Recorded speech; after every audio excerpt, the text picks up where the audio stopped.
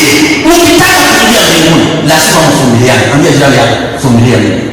Mwambie nivumilie tu.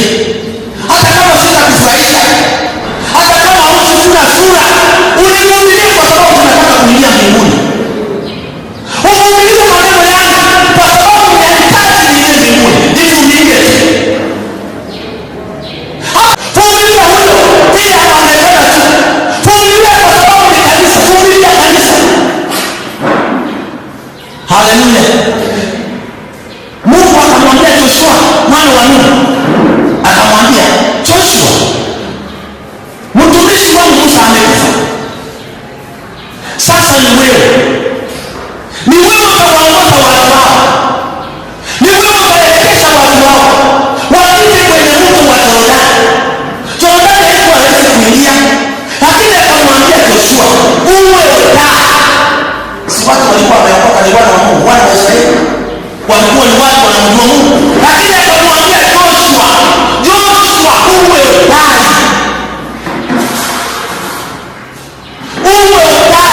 na uwe na uchawi, ndipo uweze kuweza watu wao. Mungu alikuwa anajua ni wa Mungu.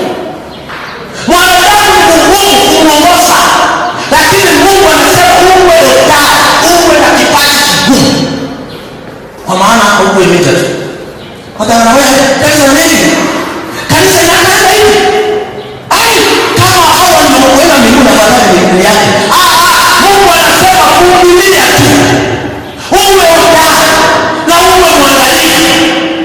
Mwangalifu unafikiria hata kuambia kwa majirani. Mungu hakusema kwa majirani, lakini alisema kwa wale wanaomcha. Wale wanaompenda Mungu. Wale wanaokosana, akasema uwe hodari kwa watu. Maana utamwambia fika saa 4 kamili, wanakuja saa 4:30, anasema saa ya mkisini si ni hii. Akisema saa 4 ni saa 5. Ndio maana Mungu anasema uwe hodari na ushujaa. Wewe unasema saa ya mkisini inatoka wapi na Biblia na maandiko? Kwa sababu niambiana saa 3 kamili. Kujeni saa 5. Kanisa ni saa 2. Unasema ya mkisini saa 3. Wadunia wasema saa 3 na Wakristo wasema saa 3.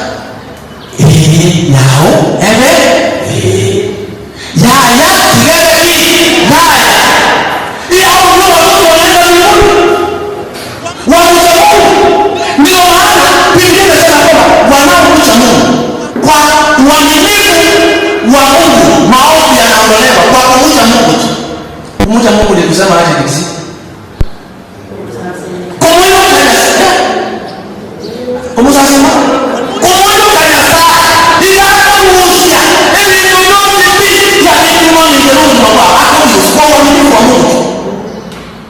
Kwa kumcha Mungu, kwa uaminifu wa Mungu, maovu yanaondolewa. Hata anayehitaji kufunga milango yako inafunguka tu. Haleluya. Milango inafunguka kwa kumcha Mungu tu.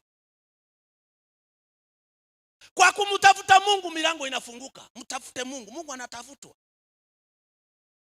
Haleluya. Kuna mahali Yesu wakaenda na wanafunzi wake waende kuomba. Kufika kuomba, Yesu alijitenga na hao. Kwa nini anajitenga na hao? Akajitenga, akasonga umbali kidogo kuomba. Kuna watu utatembea na hao, maombi yako hayatasikika mbinguni. Halo. Bwana Yesu asifiwe sana. Kuna watu utakuwa na hao na maombi yako yasijibiwe, lakini kuomba unaomba, kulia unalia, kuabudu unaabudu, lakini bado kwa sababu hauchamtafuta vizuri Mungu. Kuna watu utasonga na hao. Kusonga na safari haiendi. Bwana Yesu asifiwe sana. Lazima tukajue ya kwamba tunapokuwa katika njia hii ya kuingia mbinguni, lazima tuvumilianeni. Utasikia mambo mazito, magumu. Utasikia mambo ya kuvunja moyo. Lakini Biblia inasema wote watakaovumilia ndio watakaookoka. Ndio umeokoka, umesema sasa kama nimeokoka, hakuna masumbufu, hakuna mikosi, hakuna shida nitakao ipata tena. Lakini unaipata. Lazima uipate. Lakini ufanye maisha yako Ndiyo barua imeandikwa, ndiyo maneno yamesemwa, lakini wewe uko wapi? Mungu wako ataonekana namna gani? Mungu wako ataonekana aje? Bwana asifiwe sana. Nataka mtu anifungulie kitabu inaitwa Yeremia 29. Yeremia 29. Kwa Kiswahili haraka haraka. Yeremia 29.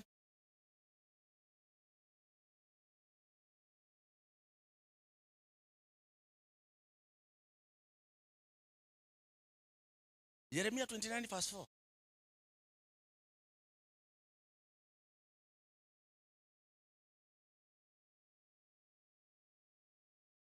Inasema Mungu wa Israeli anawaambia aje?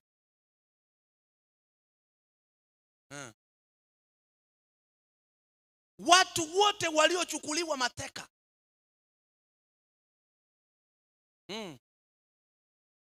wachukuliwe Babeli, watolewe Yerusalemu, mahali ambapo kulikuwa kusuni. Endelea.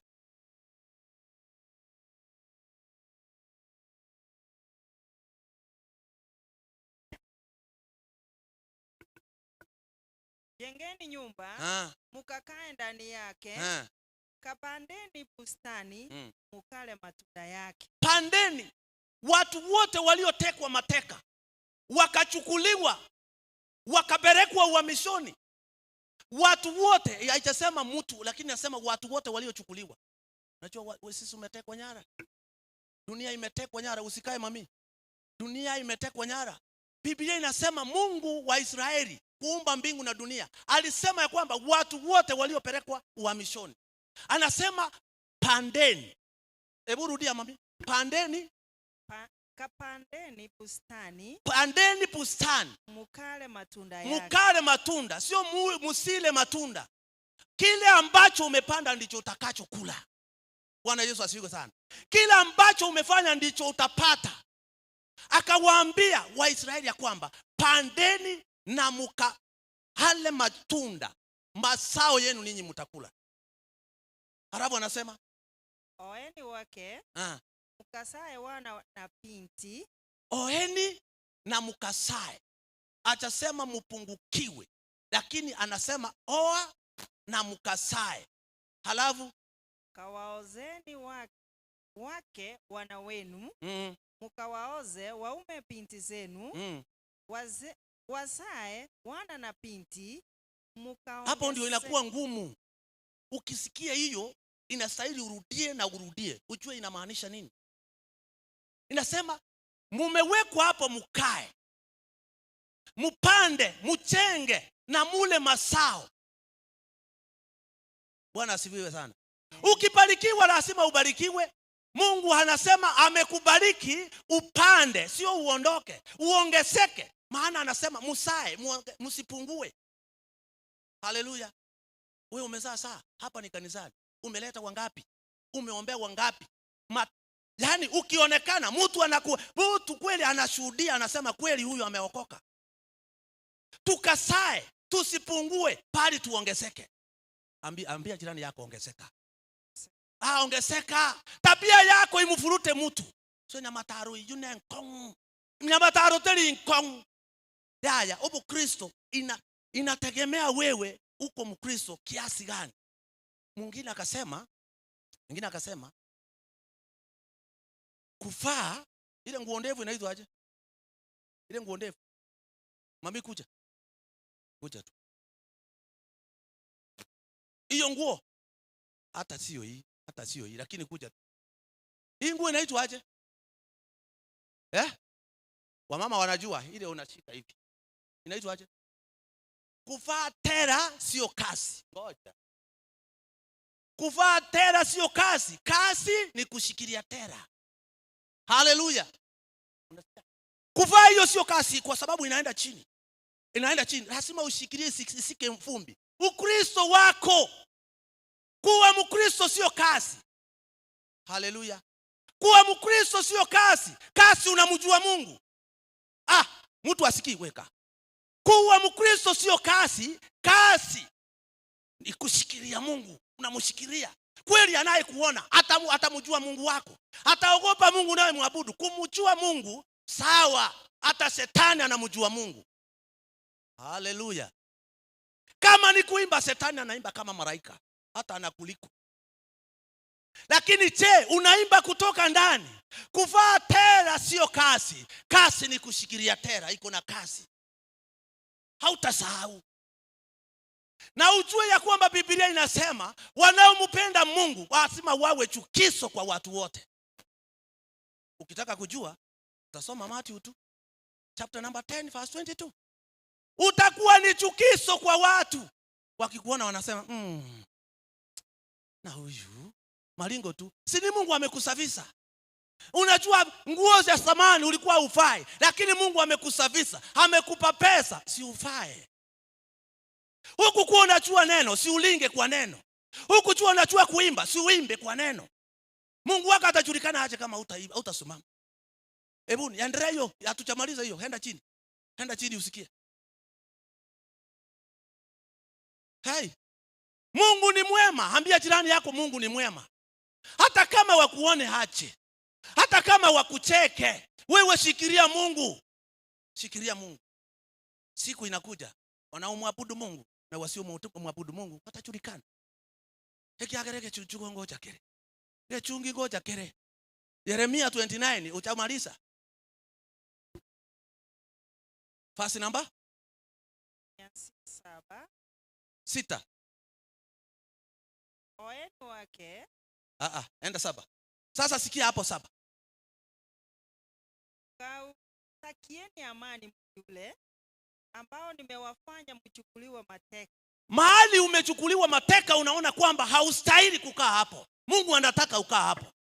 Maana ukisoma Matthew 10:16 nasema, nimekutuma kama kondoo ndani ya umbwa mwitu. Uwe mwerevu kama hua, uwe mwerevu kama nyoka, uwe mpole kama hua. Uchihatari na wanadamu hao tu. Hao unaona wanakufinya.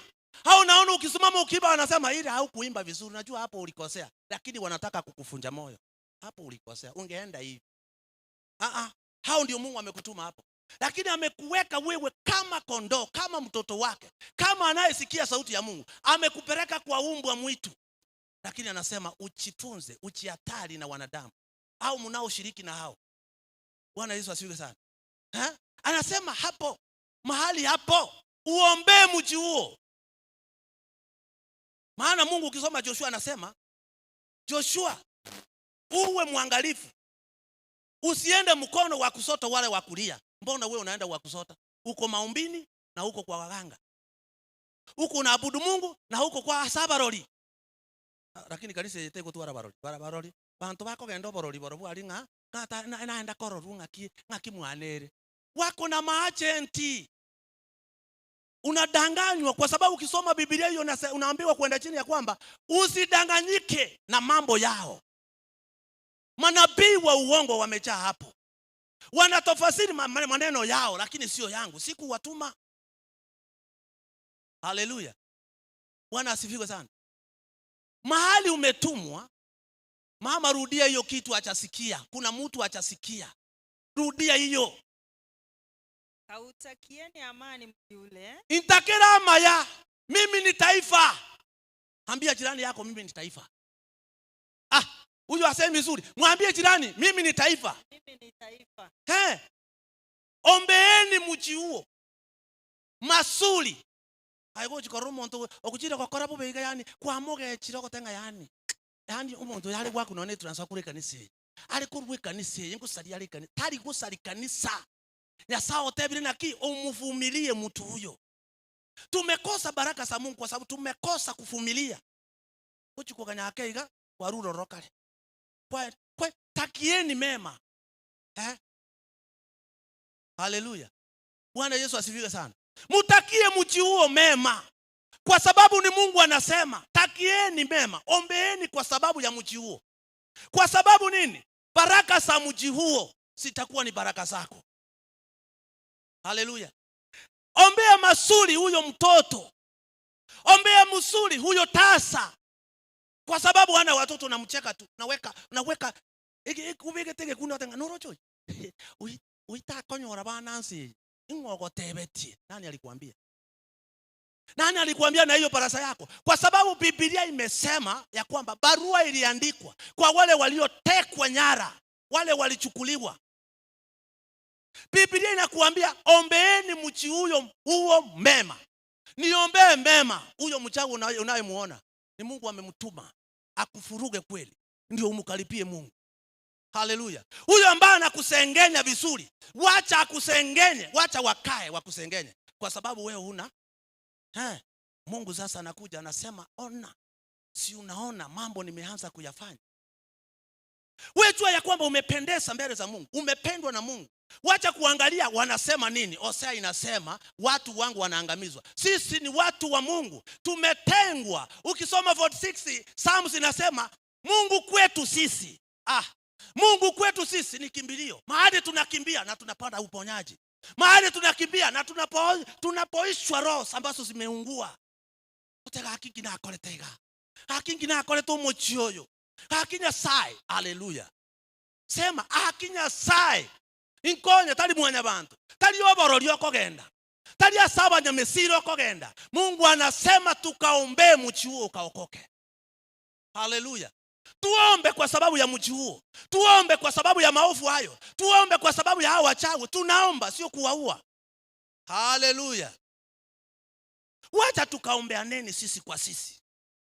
Kwa maana tunaye wetu ambayo yeye tukienda kwake tunapata uponyaji. Ni kimbilio kwetu sisi. Na ni ngome, anatusaidia wakati tumetupwa chini, wakati tumekanyagwa, wakati tumesaulika, wakati tumetengwa. Ni kimbilio kwangu na msaada unaopatikana. Akinipa msaada kila mtu ataona. Haleluya. Mtu ataona. Enda ukaulize wana wa Israeli, waliwaona watu maadui sao wakiangamia, wakiona kwa macho. Mungu akamwambia, angalia, waambie. Kunaye anayetuambia. Bwana asifiwe sana. Kunaye anayetuambia, anasema waambie wana wa Israeli wanyamaze. Kunayo bishop wako wa kukuambia maneno, wa kukuombea kila wakati. Halo. Bwana asifiwe. Hebu nifanyie hivi. Unaniona? Naona kama munioni. Muombe. Kwa sababu baraka za huyo bishop akiomba vizuri, mkimupa nafasi vizuri kuomba na kuingia katika chumba chake kuomba, baraka zake zitakuwa baraka zenu. Haleluya. Wacha baraka za Mungu zikawaachie katika jina la Yesu Kristo. Wacha baraka za Mungu zikawaangalie. Maana Biblia inasema dhambi zetu zimeuficha uso wa Mungu. Dhambi zetu, imagine sio Mungu ameficha uso. Ni dhambi zetu zimefanya uso wa Mungu usionekane. Mabaya yetu yameshipa masikio ya Mungu asiweze kutusikia. Sio ya kwamba Mungu ni kisiwi. Ni kwa sababu tumekataa kurudiana. Ni kwa sababu tumekataa kuja pamoja. Ni kwa sababu tumekataa kusikia ukweli wa Mungu. Hosea anatuambia tunaangamia. Mungu anatuangalia tukiangamia. Mungu anatutazama tukiangalia, kwa sababu tumekataa kumuita Mungu. Ambia jirani yako muite Mungu. Ambia jirani yako muite Mungu. Ambia jirani ni muite Mungu. Wacha tukamuite Mungu. Mungu atasikia, sio kwamba amesipa masikio yake. Muombe hiyo inji, muombe hiyo kichichi, muombe huyo jirani, huyo ambaye unaona kama hana mwelekeo, muombe. Siku zake zinakuja. Haleluya. Siku zake ziko. Utamuona leo ako chini, utamuona leo analia, utamuona leo anaangamia, lakini kesho tena anasimama kwa ushindi wake Mwenyezi Mungu, kwa uwezo wake Mwenyezi Mungu. Yesu akawaita wanafunzi, akawaambia ketini niwaeleze. Akawaeleza wakasikia. Ukisoma Acts inasema watu walikuwa wanangojea Roho Mtakatifu, yule ambaye waliahidiwa. Wote wakaketi kwa umoja, wote wakaketi pamoja ili wakaongojea walioahidiwa na Mungu. Walipokea, lakini walipopokea, Biblia inasema ya kwamba kuna wengine walisema na hawa ni walevi. Utaonekana ni mlevi ndio, lakini ni nani atatetea injili? utaonekana wewe hujajua vizuri, lakini kuna mtu atatetea injili ya Kristo Yesu. Petro akasimama kwa ushindi mkubwa na kwa ujasiri akasema, hapana, saa hii ni saa 3. Mlevi achaenda nyumba ya ulevi hanywe pombe. Hawa sio kwamba wamelewa, bali ni yule roho waliahidiwa ambao ndio anawafanya watu hawa hivi. Watu wataweza kukuona wewe ni mlevi. Watu wataweza kukusemea kila aina ya maneno. Lakini ni nani atasimama katika hilo pengo? Ni nani atasimama katika hiyo pengo? Ni nani atasimama kwa ajili ya neno la Mungu? Ni nani atasimama kwa ajili ya kanisa? Haitetee injili ya Kristo Yesu. Tutatetea injili, tuangamizwe na tupotee tu pule, bila kusikia makusudi ya Mungu, bila kusikia neno la Mungu. Wapi Petro asimame? Wapi mama asimame kwa ajili ya neno la Mungu? Akasikie watu ambao wanasema kwa maneno yao, kwa kujitengenezea, awalekebishe. Unajua watu wakisikia wao wanachikunja. Petro angechikunja watu wangeuawa, lakini akasimama na kutetea injili ya Kristo Yesu. Akasema saa hii hawa ni yule roho ambao waliahidiwa. Wacha tukasimame katika neno. Ukasimame kwa ajili ya pengo. Ukasimame kwa sababu ya neno, ili Mungu akashuke akashughulike na mahitaji yako. Ashuke na ashughulike na familia yako. Akashuke na ashughulike na jamii yako. Ashughulike na maisha yako. Wacha tukasimame kwa ajili ya pengo. Haleluya. Wacha Mungu wetu atukuzwe kwa sababu yeye ni mwema. Bwana asifiwe sana. Asanteni sana kwa kunisikiliza. Simameni juu na tuombe. Ni wewe, ni wewe Bwana, ni wewe, ni wewe Bwana, Ni wewe Bwana, ni wewe, ni wewe Bwana, ni wewe, ni wewe Bwana, ni wewe, ni wewe Bwana, ni wewe Bwana, ni wewe, ni wewe Bwana. Oh, ni wewe Baba yetu, ni wewe, ni wewe Bwana, ni wewe Bwana, ni wewe, ni wewe Bwana. oh, ni wewe Yehova Mungu, ni wewe, ni wewe Bwana,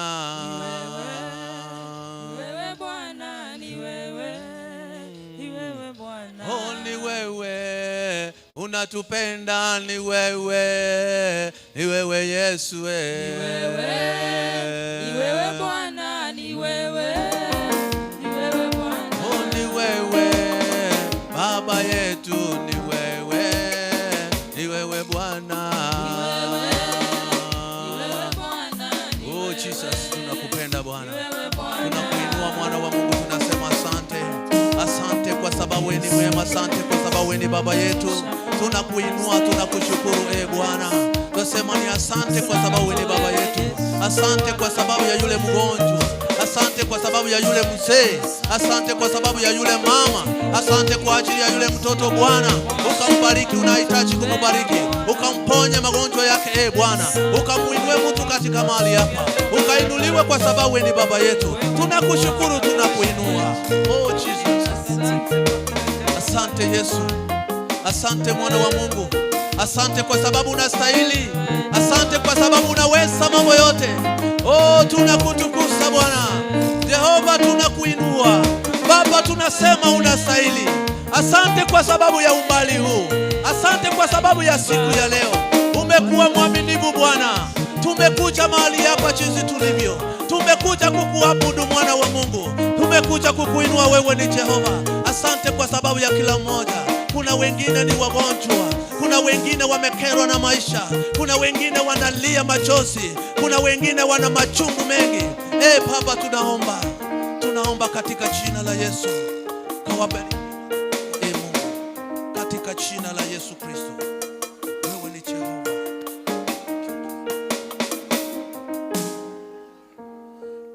Baba wetu uishie milele, Sante kwa neno lako. Sante kwa mtumishi wako. Baba wetu, yametendeka kulingana na mapenzi yako. Mungu wetu, wacha jina lako litukuzwe, ukatuinue Mungu wetu kupitia kwa neno lako, kila mtu abarikiwe. Tenda mazuri sababu wewe ni Mungu. Sante kwa mtumishi huyo Mungu wetu, muongezee zaidi anapoendelea tena kufanya kazi yako Mungu wetu.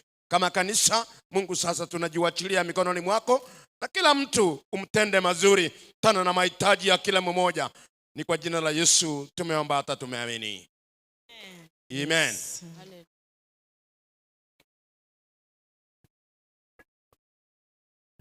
Amen. Bwana asifiwe. Tunashukuru Mungu kwa sababu ya hilo neno. So praise, mtatusaidia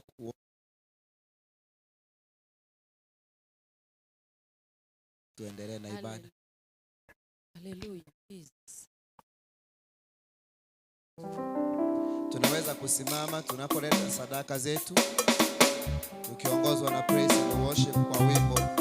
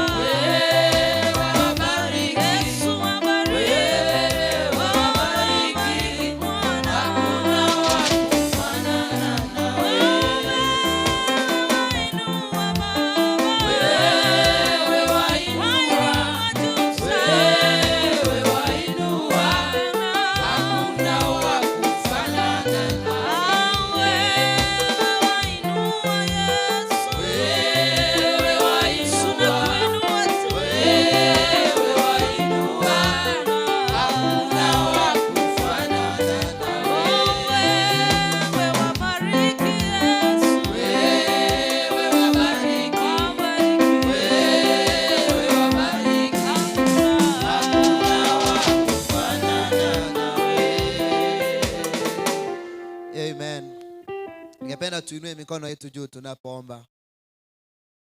Baba, katika jina la Yesu Kristo, wewe ni Mungu mwema, tena Mungu mwaminifu. Hakuna mwingine aliye kama wewe Bwana. Pokea sifa, heshima na utukufu siku ya leo, kwa kuwa Bwana umetupa nafasi nyingine tukusanyike uweponi mwako Mungu kwa ajili yako. Tunanyenyekea chini ya mkono wako wenye nguvu Bwana. Asante kwa sababu ya neno lako ambalo limezungumzwa mahali hapa na mtumishi wako, ya kwamba Bwana ni muda tunastahili kusimama katika pengo. Ombi langu asubuhi ya leo ni kwamba Bwana ukatusaidie ili tukaweze kusimama katika pengo kwa utukufu wa jina lako. Na kushukuru Bwana kwa sababu ya wanao wote ambao wametembea madhabahuni hapa, wamekutolea sadaka zao, wamekutolea fungu zao pamoja na matoleo mengine Bwana. Ombi langu asubuhi ya leo ni kwamba ukayapokee matoleo yetu yawe manukato kwako Bwana.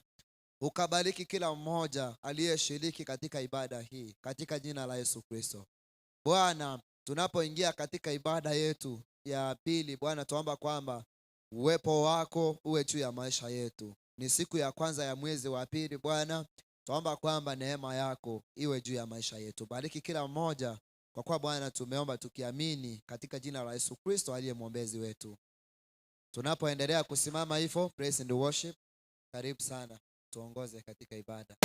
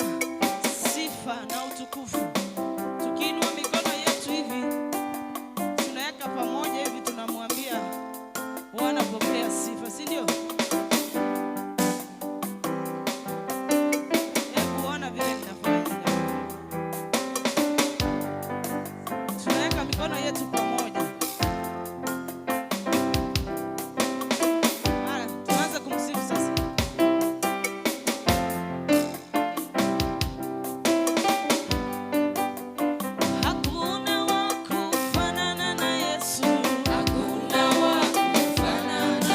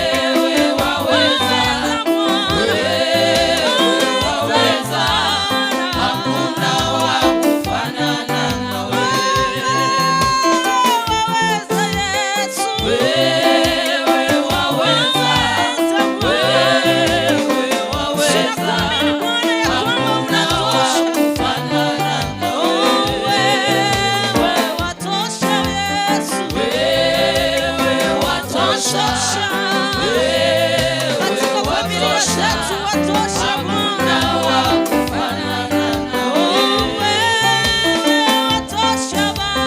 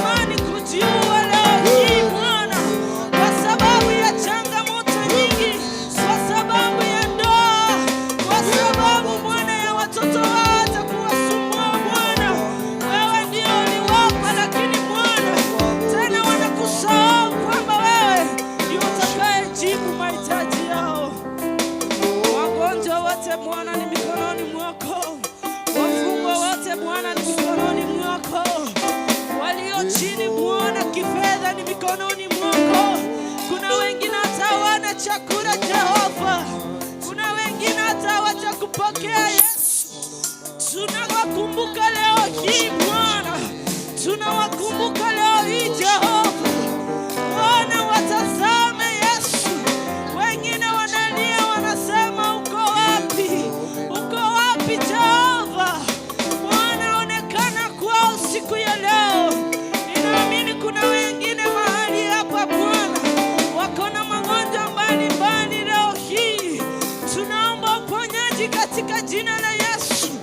Tunaomba uponyaji, tunaomba uzima katika jina la Yesu. Leo hii Bwana unatawala.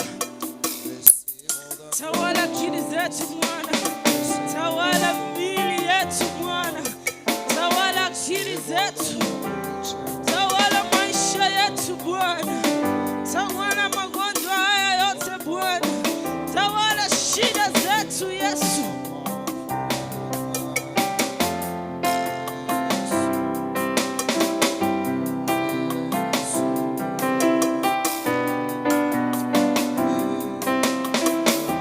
Wewe ni Mungu, wewe ni Mungu,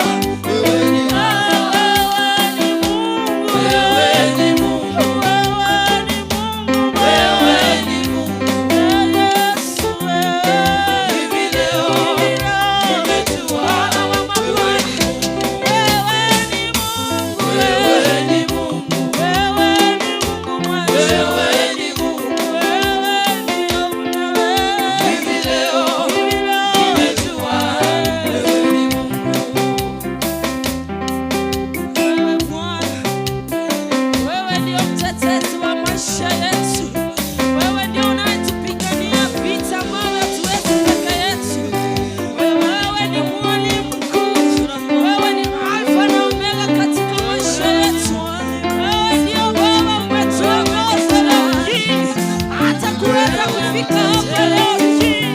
Ni mkono wako Bwana, mkono wako umetuongoza Bwana, rehema na fadhili zako. Hivi leo Bwana tunagundua, tulikuwa tunakujua, lakini leo hii Bwana tumezidi kukujua na kukufahamu.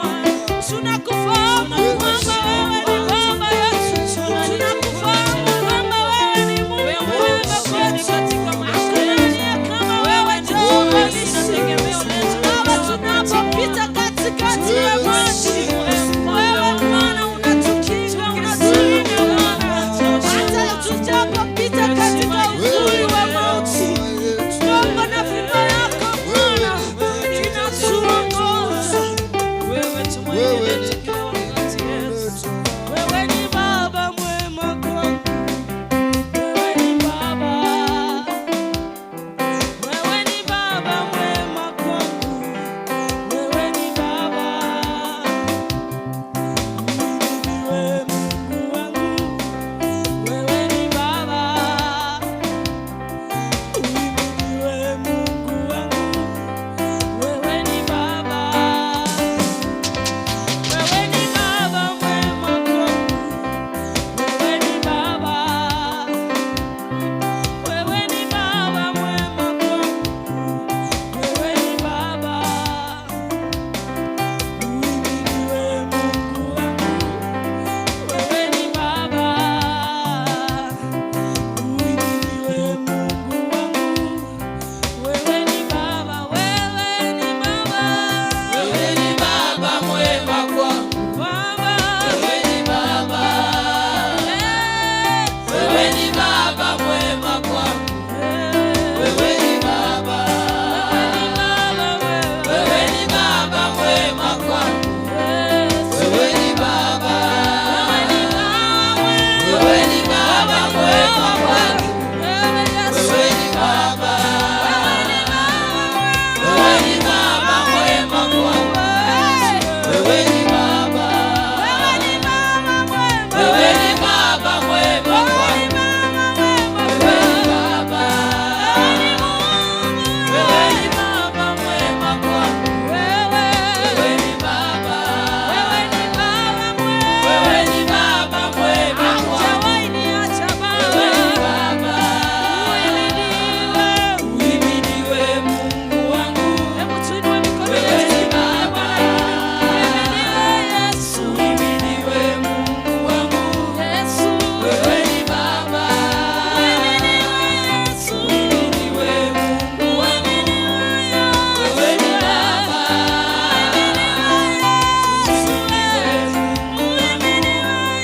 Wewe ni Baba. Wewe ni Baba mwema kwangu. Wewe ni Baba.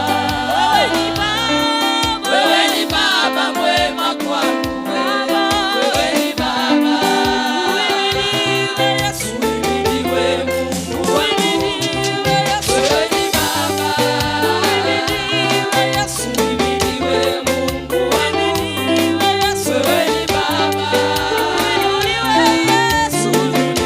Mungu wangu. Wewe ni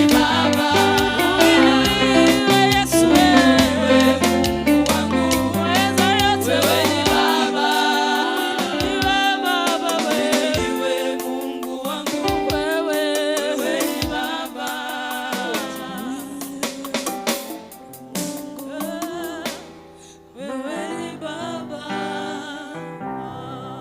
Uhimidiwe Mungu wangu. Wewe ni Baba.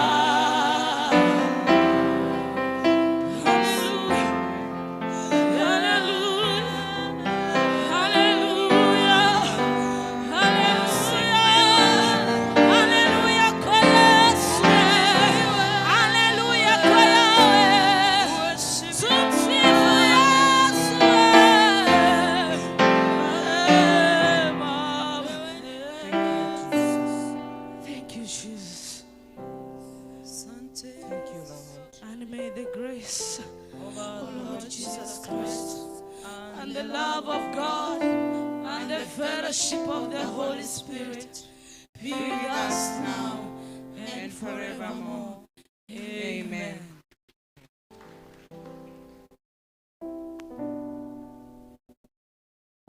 Bwana asifiwe. Bwana Yesu asifiwe. Happy New Year. Salimia aliye karibu na wewe, mkaribishe katika mwaka mpya na mwezi mpya, mwezi wa pili. Bado ni Happy New Year. Seriously. Yes, tunashukuru Mungu. Tumefika tarehe 1 ya mwezi wa pili. Januari imeisha na tunashukuru Bwana kwa maisha na yale yote ambayo ametuwezeshea. Nachukua hii fursa nikikaribisha kila mmoja katika nyumba ya Bwana, tukienda kusikiza kutoka kwake. Naenda kuleta matangazo machache. Nikianza kushukuru kila mmoja ambaye aliweza kuwezesha center meeting ya jana kufanyika pale Omogonchoro. The church choir ili represent kanisa ya Nyamataro wakaweza kuhubiri pale, na wale wengine wote ambao waliungana ili kuwezesha hiyo siku. Asante sana. Pia nashukuru kila mmoja kwa niaba ya board kwa kusimama pamoja na wenzetu ambao walikuwa wamepoteza wapendwa wao, especially Januari mzima, na wamemaliza kupatia wapendwa wao their last journey in this world.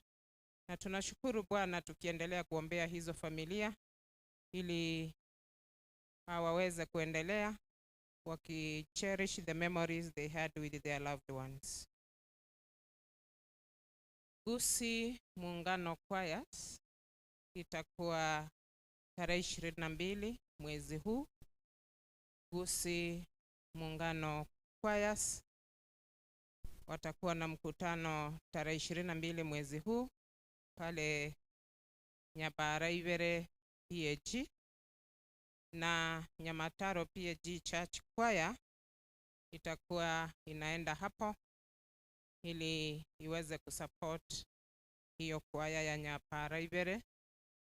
Na wote kama kanisa tumeulizwa tuweze kutembea na sadaka ya ihari Jumapili ijayo tarehe 8. Kuja na 200 yako, kuja na 500, kuja na 1000, 2000 ili tuweze kukusanya kama kanisa tuende Nyabaraibere tarehe 22 kusupport hiyo kanisa, kwa sababu wamewahi kuja kwetu wakatusupport. Kwa hivyo next Sunday tafadhali tutembee na shilingi 200, 300, 2000, 5000 tuweze kusaidia ama kusupport hiyo kwaya ya Nyabaraibere kupitia kwa church kwaya ya Nyamataro. Na kujitayarisha kwa hilo, church choir practice inaendelea Jumatatu, Jumanne, Alhamisi na Ijumaa kuanzia saa 10 hadi saa 11 jioni. Church choir kuanzia kesho tutakuwa hapa saa 10 hadi saa 11, Monday, Tuesday, Thursday and Friday, tukijitayarisha kwa huo muungano Gusii Choirs ambayo iko tarehe 22 mwezi huu. Rigesa, watu wamevuna, wacha tulete sehemu ya Bwana kanisani, tusije tukatumia kabla tupatie Mungu yake. Rigesa, tulete Rigesa kanisani, sehemu ya Mungu, kwa sababu watu wameanza kuvuna. Daughters of Hope tunakutana hapa kanisani next Saturday tarehe 7 kuanzia saa 3 asubuhi.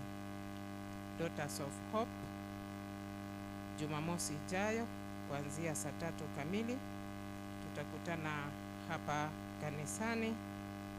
Kwa hivyo Daughters of Hope, tukimaliza ibada tutakutana kidogo before muende nyumbani. Wamama wote tutabaki nyuma baada ya ibada. All ladies tubaki nyuma baada ya ibada, tumuone mama director. Nashukuru Mount Bethel Fellowship. Nashukuru Bethel Fellowship ambayo imekuwa on duty kimaliza leo jioni. Kuanzia kesho asubuhi tutakuwa na Mount Carmel. Kwa hivyo Mount Carmel leadership tutajipanga kuanzia kesho asubuhi. Nitaachia matangazo hapa kwa sasa. Nitaita choirs za siku ya leo, nikianza na Bethel Fellowship. Bethel Fellowship, karibu.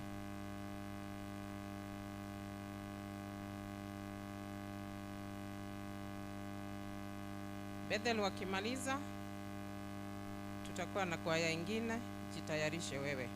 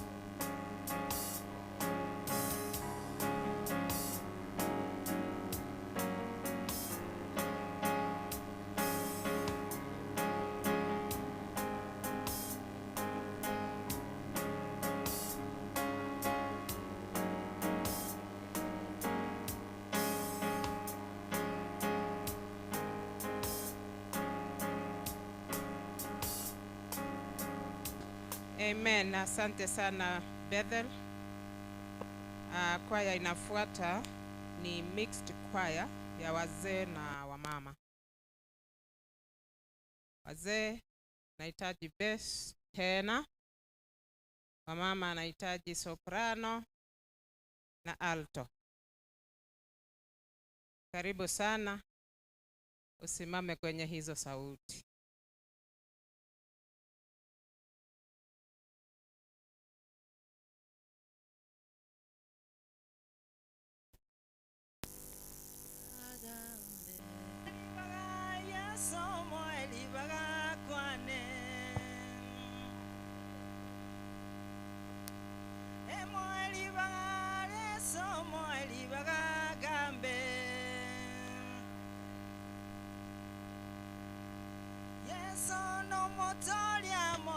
Wamama wote, kama we ni mama, kama we ni mzee, tusimame.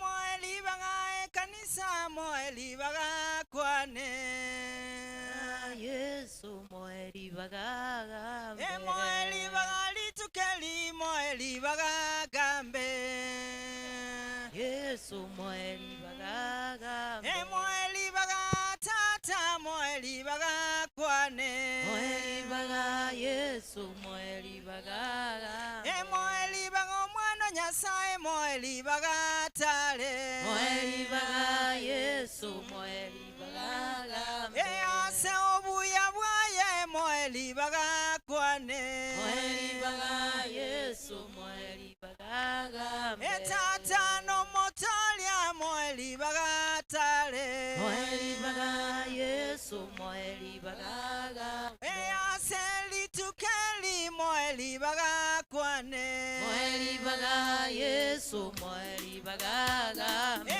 ase kanise ye moeli baga tale Yesu moeli baga gambe yeso no monene moeli baga kwane moeli baga Yesu moeli baga gambe moeli baga Yes. moeli baga moeli baga Yes. moeli baga moeli baga Yesu moeli baga gambe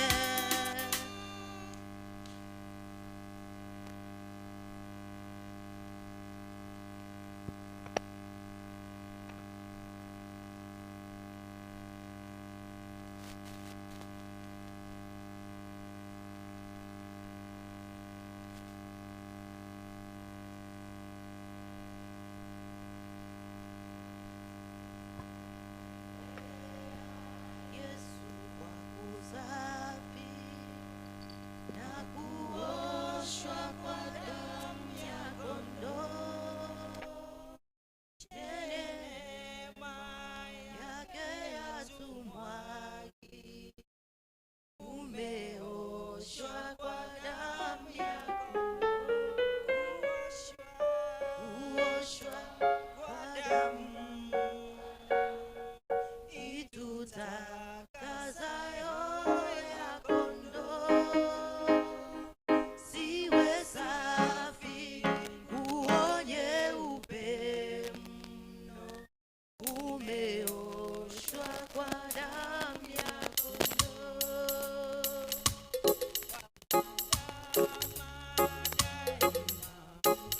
Kombozi na kuoshwa kwa damu ya kondoo, msulubiwa umeoshwa kwa damu ya kondoo, kuoshwa kwa damu itutakasayo ya kondoo, siwe safi nguo nyeupe mno, umeoshwa kwa damu ya kondoo, kuoshwa kwa damu itutakasayo ya kondoo, siwe safi nguo nyeupe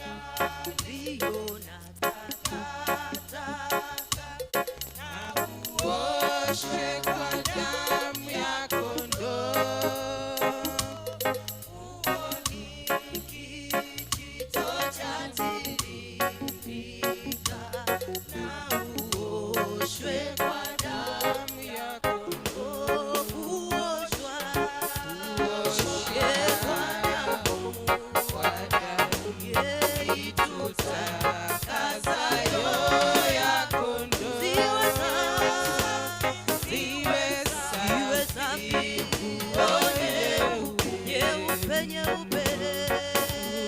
Umeoshwa kwa damu ya kondoo. Kuoshwa kwa damu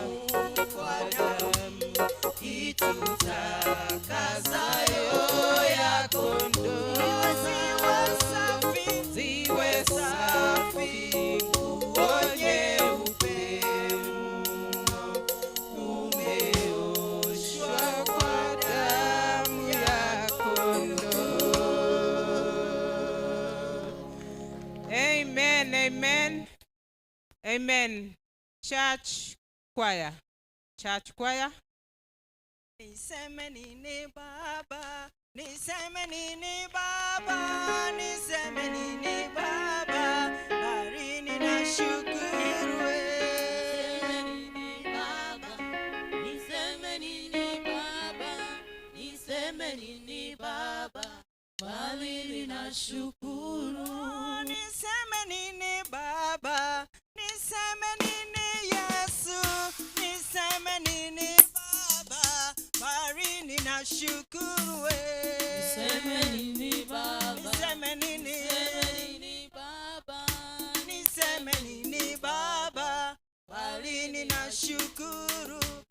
Maisha umenipa, uhai unanipa, niseme nini baba, barini na shukuru we. nini baba, Niseme nini baba, niseme nini baba, barini na shukuru. Kanisa umenipa, kuhani umetupa, tuseme nini baba, bali tunashukuru we.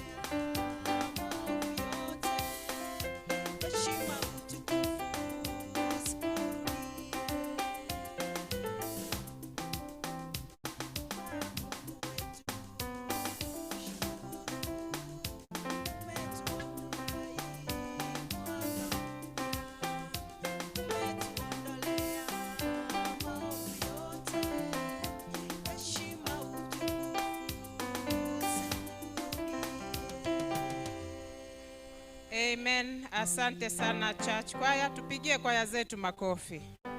Amen. Next week tutakuwa na youths. Kwa hivyo youths, next week tutakuwa na youths. Youths wote tunakutana Saturday saa 8. Saturday saa 8 kamili youths ndio tutakutana hapa kanisani kwa mkutano wetu, and on Sunday you will bless us with a song. So youth and Mount Carmel ndio watatu bless next week.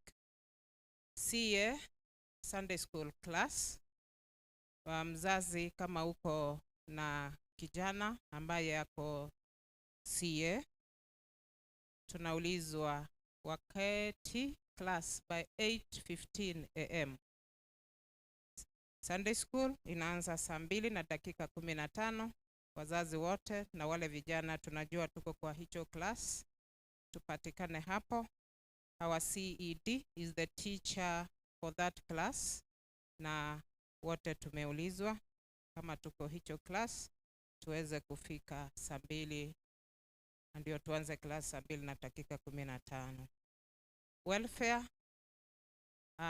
deadline ya kutoa ni tarehe 5 mwezi huu wa pili. Kama haujatoa for the cases zile ambazo zimepita, tarehe 5 mwezi huu ndio deadline. Bwana asifiwe. Bwana Yesu asifiwe. Kama wewe ni mgeni, naomba tu ni salute hivi. Mgeni ni siku yako ya kwanza. Amen. Amen. Wageni tusimame tu kidogo ndio tuweze kuwaona vizuri. Naona tuko wengi kabisa. Amen. Amen. Wageni tusimame tu mahali tuko kwa miguu. Amen. Amen. Tupigie wageni wetu makofi mazuri, na ukiwa karibu na mgeni mkaribishe tafadhali. Amen. Wageni, tukimaliza ibada msiwe na haraka ya kutoka. Tutakutana kwa hiyo meza ya ushers tuweze kujuana zaidi. Karibu katika nyumba ya Bwana. Hapa ndipo mlifaa kuwa leo. Bwana wabariki.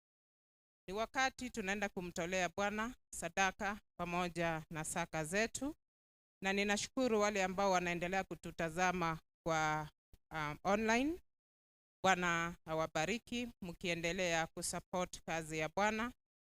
Ikiwa ungependa kutoa sadaka ama fungo, tuko na till number ya kanisa ambayo ni 331388.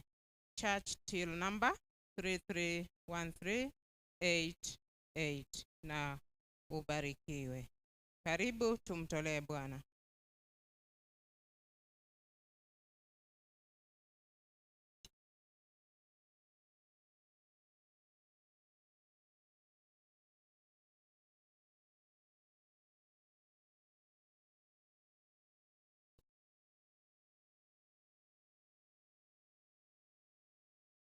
Jina la Yesu ni ngome yangu. Jina la Yesu ni ngome yangu. Tamkapo jina hilo, ngome nyingine sina. Nitamkapo jina hilo, ngome nyingine sina. Jina la Yesu ni ngome yangu.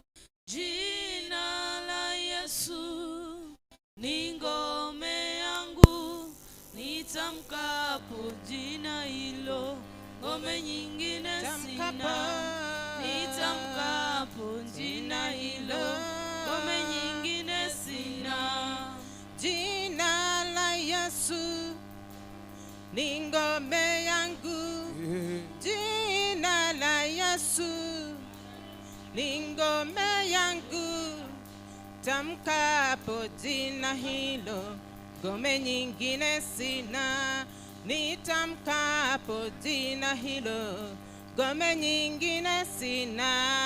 Jina la Yesu Jina la Yesu ni ngome yangu. Jina la Yesu Jina la Yesu Jina la Yesu ni ngome yangu. Nitamkapo jina hilo, ngome nyingine sina. Nitamkapo jina hilo,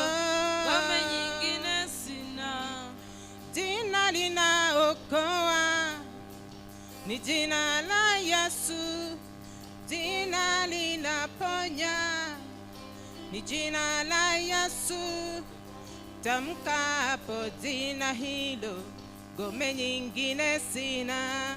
Nitamkapo jina hilo, ngome nyingine sina. Jina la Yesu, Jina la Yesu, ni ngome yangu. jina la Yesu, Jina la Yesu, jina la ni Yesu, ngome tamkapo, nitamkapo jina hilo, ngome nyingine tamkapo, sina. Nitamkapo jina hilo, ngome nyingine sina. Jina la Yesu, jina la ni Yesu, ngome yangu. jina la Yesu, Jina la Yesu, jina la Yesu, ngome yangu. Nitamkapo jina hilo, ngome nyingine sina. Nitamkapo jina hilo, ngome nyingine sina. Nitamkapo jina hilo, ngome nyingine sina. Nitamkapo jina hilo, ngome nyingine sina. Nitamkapo jina hilo, ngome nyingine sina. Nitamkapo jina hilo, ngome nyingine sina. Amen. Bwana Yesu asifiwe. Ningependa tena niwaulize tulioketi tusimame as we pray for our offerings. Tuamini, tuombe. Baba, katika jina la Yesu Kristo, tunasema ni asante mara tena Bwana asubuhi ya leo kwa sababu ya wema na fadhili zako. Tunakushukuru Bwana kwa sababu ya uwepo wako ulio ndani ya nyumba hii siku ya leo. Bwana, nakushukuru kwa sababu ya nafasi na kibali Bwana ulichotupa kushiriki katika ibada ya matoleo. Wanao Bwana wametembea madhabahuni hapa, wamekutolea sadaka zao, fungu zao Bwana na matoleo mengine. Tuomba Bwana asubuhi ya leo ukayapokee, yawe manukato machoni pako Mungu. Bwana, yatakapotumika kwa ajili ya kazi yako, tuomba Bwana baraka zako zikaandamane ama zikaandame wote walioshiriki katika ibada hii, waliokutolea Bwana wakiwa na mahitaji mengi, ukashughulikie mahitaji yao. Walio wagonjwa wakapokea uponyaji Bwana.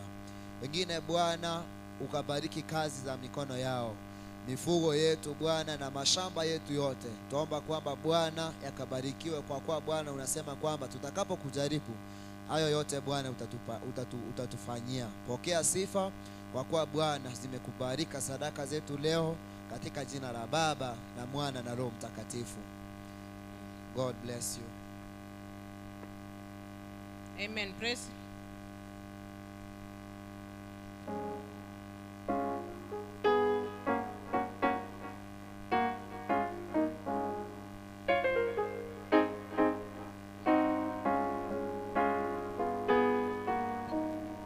Bwana asifiwe. Niungie mkono hivi kama umeniona. Bwana asifiwe. Mko na furaha kuwa katika hekaruni mwa Bwana? Hebu tusimame juu tumwimbie Mungu. Hebu salimia mwenzako, mwambie umeamkaje. Uboni na kiobogete. Na kimwabo kile kuruchika. Bwana asifiwe. Tunaenda kuimba wimbo unasema umbali Mungu ametutoa, tumeona nini? Mkono wake. Bwana asifiwe. Wapi shangwe na vigeregere kwa Yesu? Haya makofi kwa Yesu. Chiko ya somo nene.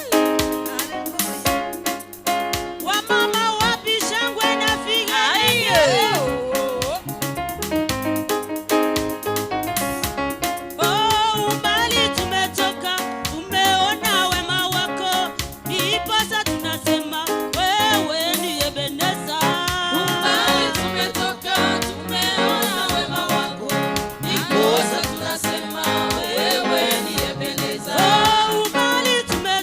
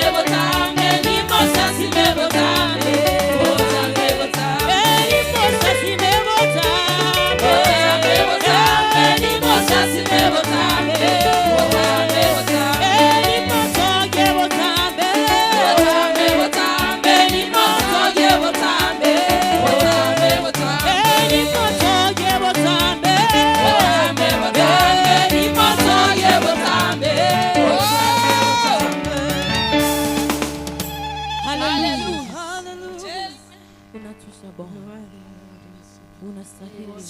Wewe ni mtakatifu. Hakuna mwingine kama wewe Bwana.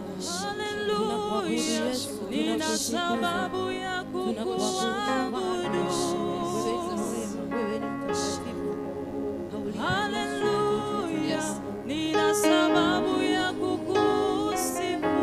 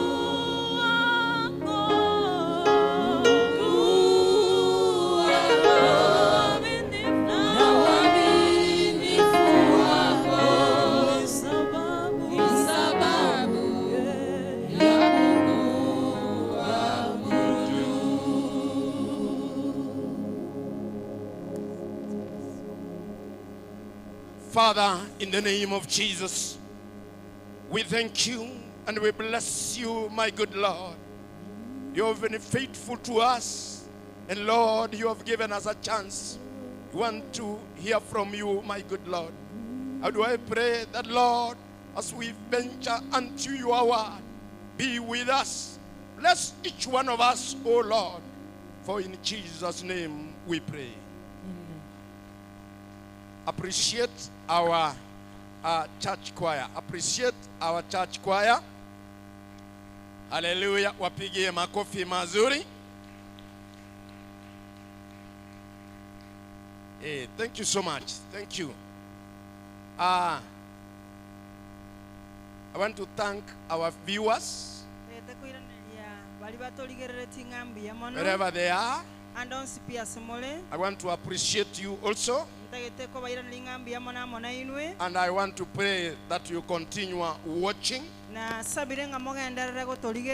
may God bless you wherever you are. And for those who are in our church today, how do I pray that may God bless you also? It's a time that we want to hear from our God. And allow me and praise God to read a word of God. Today I want us to read from the book of Luke, chapter number 15, and then we read verse 17 to 19. If you are there, we will read both languages. And let me start by reading my English translation. I say Luke chapter number 15, 17, the Bible reads, when he finally came to his senses, he said to himself, at home even the hired servants have food enough to spare, and here I am dying of hunger. I will go home to my father and say, Father, I have sinned against both heaven and you, and I am no longer worthy of being called your son. Please take me on as a hired servant. Goikagachia kwirana kwiburia ero mwenyene akabura abasomba beng'eria ya tata mbalenga bakale kulie ndagera na gutigaria na inche inda ngokwa nenchara ninyimoke ngenda ase tata imotebi tata na mochira soyole igoro na ase obosio bwao tingwandara tinaende ndo kwa mwana o tigaimbe buna oyo omo bwabasomba bao beng'eria. Baba, katika jina la Yesu, Yesu, tumesoma maandiko hayo pamoja na mkarimani wangu.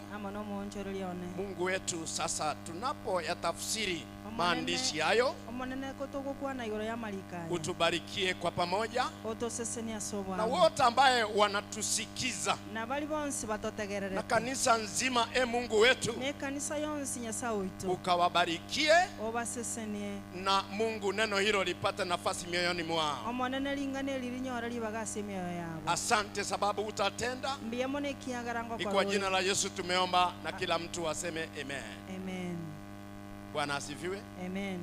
Hebu nifungie mkono wako kama unaniona. Kwani nganya kondochi It's a sign that God has been good to you ne and me. kioro keralinga nyasa obeiro muyasora mona We have read those writings from the Bible, twasomira marikaya gakuru ase Biblia and the Bible says ne Biblia goteba somebody omonto is coming to his senses. bweiranereire naende And I want to come up with my theme, mbwatekerenga coming back to your senses. bweiranerera naende Coming back to your senses. bweiranerera naende. What do I mean when I want to say coming back to your senses? inkimine tiekero bweiranerera naende Coming back to your senses bweiranerera naende is when you discover nekero liri kwamanyire and acknowledge naende wancherana that you have been living a long life, ngani gokonya omenya tobogima obobe and that is offending God. obogima obobe boli bokomogechi nyasaye. It is when you discover nekero okomanya that offending God ngakomogechi nyasaye won't take you very far. tigogokoirare. It is when you discover nekero okomanya the source of all your present troubles.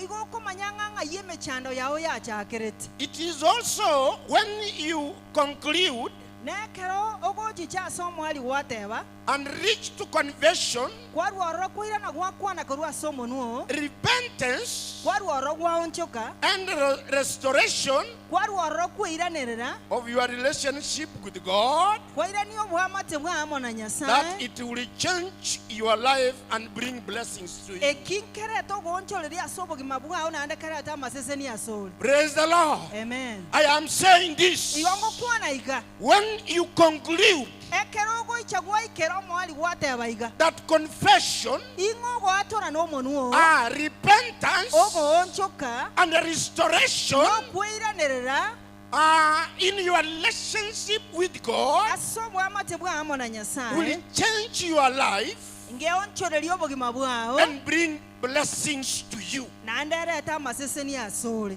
Praise the Lord. Amen. These writings, omarikaya it comes from a son who is called also the prodigal son. amang'ana aya iga ningakorwa ase amang'ana y'omwana oli omosiru You know about the story. nomanyete omogano oyo. Today I am not going to tell you about the lero story. tindi gogotebi mogano oyo I want to bring your mind intagete koreta ebirengereri that byao in this life ing'a ase obogima obo you must come to a place goikoika ase where you have to accept the real things in your life. ase ogwanchere n'ebinto biri ebinyene ase obogima bwao. That is why I'm saying nakiekora ngoteba iga the time in a life ing'e ng'akinera ase obogima that obo you have to agree goika bwancherane that you are wrong, ing'a kwakomochire that you did not make it, ing'a tigwanyarete and goikerania then you come back to your realization, kwarworo kwiranerera yo monyene and then you confess, kwarworo gwakwana n'omonuo and you tell others the same thing, kwarworo gwatebia abande egento kerikeria tell God the same thing, gwatebi na nyasaye egento kerikeria and it shall be well to you. na neba buya asole. Oh, hallelujah. Amen.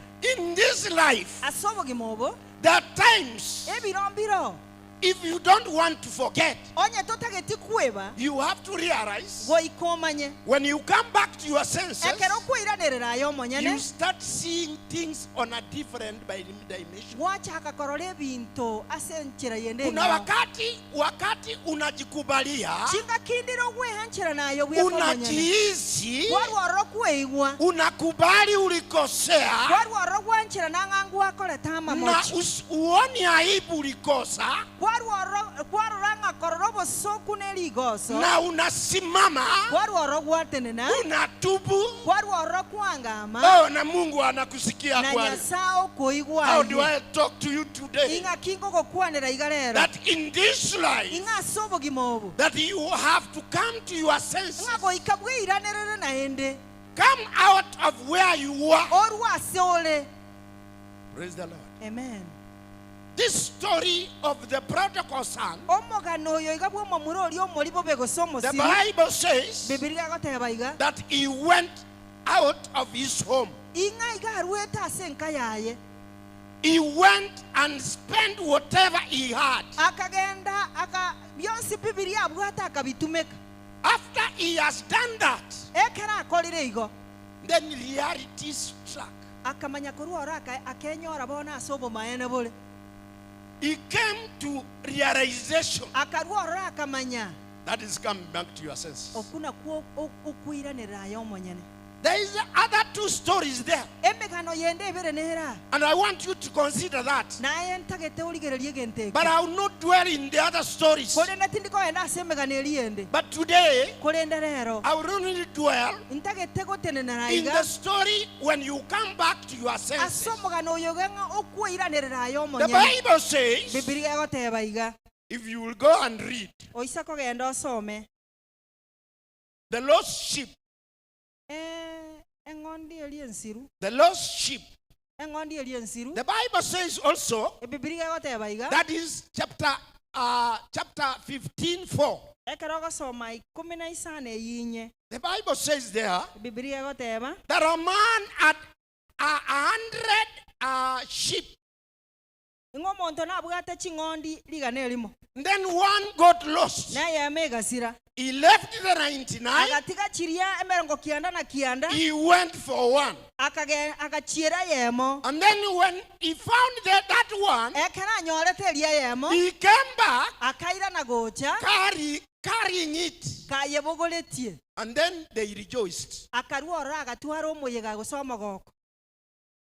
The other story omogano onde noyo is a story of a lost coin. inga n'omogano bwebesa eri ensiru. Then the Bible says ebibiliya egoteba iga that somebody had 10 silver coins. inga omonto nabwate chishiringi 10 And then he lost one. agasiria yemo That person omonto oria had to light up the lights. goika ogetie taya He swept the corridors, akabusa chikorido all chionsi the corners. akabusa chikona chionsi pi He recovered the lost coin. akanyora esiringi eria yamo And yasirete then they rejoiced. bakarwora bagatwara omogoko. Now I want to ask you, ndagete gokoboriga which category are you? ayenga yule Hallelujah. ehe Nifanyie hivi katika jina la Yesu. nkorera igase erietera Yesu Uliza huyo mwenzako, obori oyimonenere wewe kategori gani huko? ayenga yura ase ebiga Are you byonsi the lost sheep? igore eng'ondi eri ensiru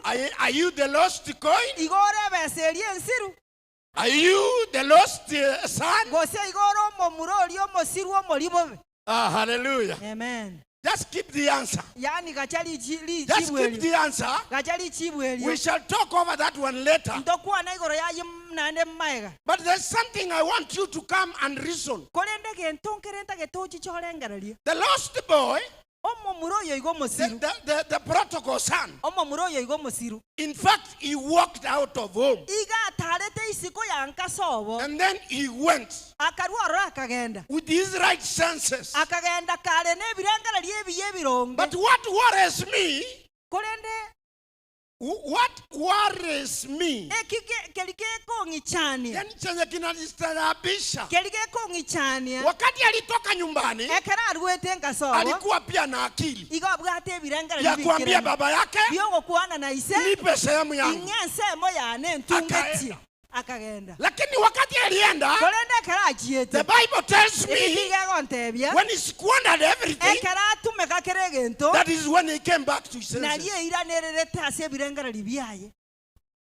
Hallelujah. Amen. Am I talking to somebody? ngokwanira ande omonto The lost sheep eng'ondi eri The ensiru Bible says ebibiria egoteba iga that it went from home, igo yarwete enka it started wandering around. egachaka gotara iga It naria was wandering around yarenge kona koyoga oyoga until the shepherd, goika omorisi oria he went to that sheep akagenda korigia eng'ondi eria from where it was ase wandering. yachiete gegotara But it did not have a chance to come back home. korende tiyanyorete ribaga riokoirana gochanga Does it mean it had no senses? yani gemineti ng'a yabwate birengarario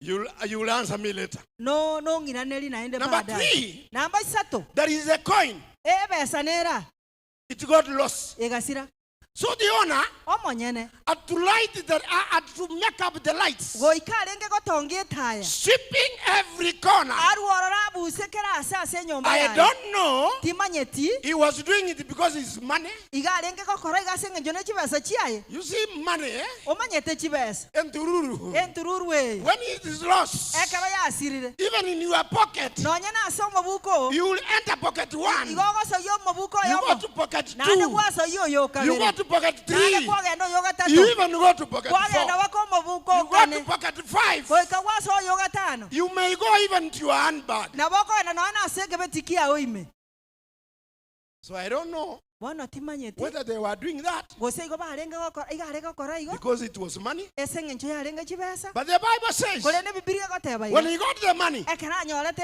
ebesa eria he rejoiced. akagoka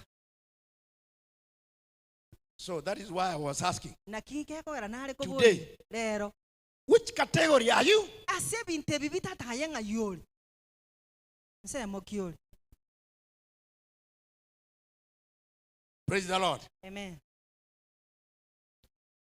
Our problems in this life, emechando yaita ase obogima obo or the stories I have told you, koreng'ana n'emegano yonsi pi nabatebiri they start gegochaka from when when there is a misunderstanding. ekero otabwati okomanya We have also suffered twachandekire because you have agreed ase eng'encho twanchiranire to refuse to do something rightly. kwanga gokora egento buna kegwenerete gekoru You think going away obugete ng'a gosoka isi gogotama will change the korwasore situation. neonchorerie bune ore But our God, korende nyasaye oito our God of heaven, nyasaye oito ore igoro He values everybody. iga anchetekera omonto amokorete koba oyo bweng'encho Whether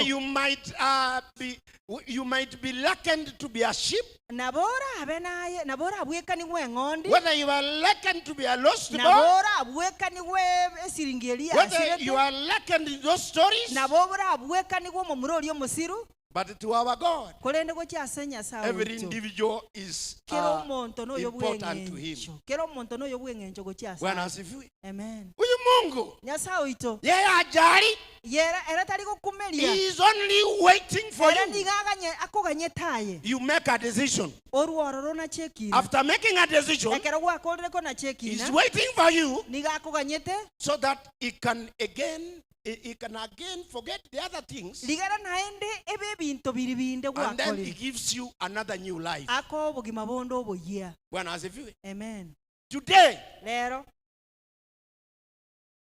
I came up with this. igo nacha nekerenge eke I want everybody intagetekera oyo omoito in this life ase obogima obo reason and come back to your senses. oruororo orengerarie bweiranirire Come back to your senses. eiranirire When you come back to your senses, ekero okweiranirira hallelujah. amen I want to give you 3, 4, 5 benefits intageteka ko obuya when you will agree to come back to your senses. intageteka ko ebintange bitano iga byobuya ekero kweiranire iraye bweka omonyene Because when you agree, ekiagera ekero gwanjerana when you are not ashamed ekero otabwati bosoku to say that you messed up goteba ng'ana akorete as rimocho the very lost boy, buno omomuro ori obete omosiru when he did whatever he did, ekero akorete keria akorire the Bible says bibilia egoteba that he came to his realization. akeiranirira He agreed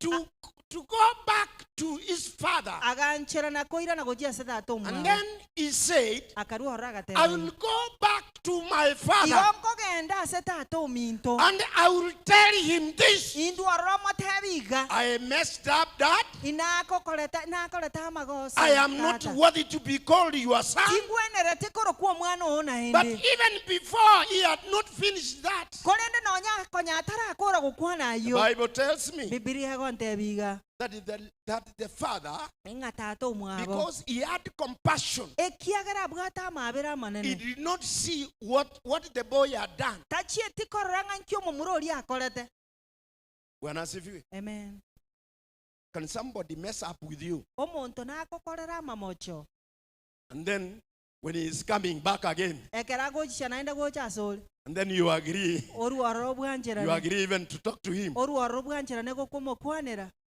Bwana asifiwe. amona nabako There is one man. omuntu oyo omona ala waiga He had 3 sons. obwata abamura batatu With the 3 sons, amona abamura abaiga batatu I don't know whether I told that story here. timanye tigosomogana oli nonayo kwaneta Let us accept tigatwanchirane that this is our land. This is your land at home. twanchirane ngobo iga nobolemo bwitalinga From this land, kurwa sobolemo obo there is a road here. epara ne tetabu And then it reached a time ekaigera chingaki when this father, ekera omogaka oyo to his 3 sons, agochia saba murabaya batatu he agreed to give them their parts. aganchirana kubakera oyo mensemo yabo There were some other parts enseme yamo yalengo where the land was fertile. ase obolemo obo iga bwalengo obotobu There's some other land. nase nara obolemo obo iga There were a lot of stones. bwabwate amagena amangi And then between the 3, ase abamura abaiga batatu Bwana asifiwe, monene abago the first boy, omomura oli omotangi he did not agree tanchiranete with the father and the other 2 brothers. tanchiranete na ise n'abamura aba bande bamwe abo babere And then they say, bakaruhora bagateba we ni mjinga sana. oyo nomosensi mono We mpe kwa ile mawe huko juu. moego chialisa amagena alirogorali Na hii na hapa pengine aiga asande nitapatia hao vijana. nenge abamura aba bande babere Hawa wawili aba babere akawakatia hapa na hapa kwa barabara. akabanachera angene separa Sababu ule hawakumtaka wakampatia huko kwa mawe juu. asenge ncholi nda bamuhata ko chialisa amagena rogoro Unajua kwa Mkisii omanyeta ase omogusi ukipewa mahali hata uwezi lima mahindi. oe gwase otaleme nonyene bituma Uwezi lima hata chinsaga. tokolema nonyene chinsaga Unaona kama watu wamekufanya vibaya sana. igokoranga abantu aba bagokoreire bobe Bibi ya huyo kijana omokungu bw'omomuroria akasema hivi, agateba iga nilikuambia nagotebia hawa mandugu zako bamura aba bamino na baba yako na iso hawatupendi, bato twanje na hata tangu ulinileta hapa nakoruna achetengi hao watu hawanipendi, bantabamba ndio sababu hata wametupea kwa mawe. nakira batoira asama genaro Wakatoka nyumbani bakarunka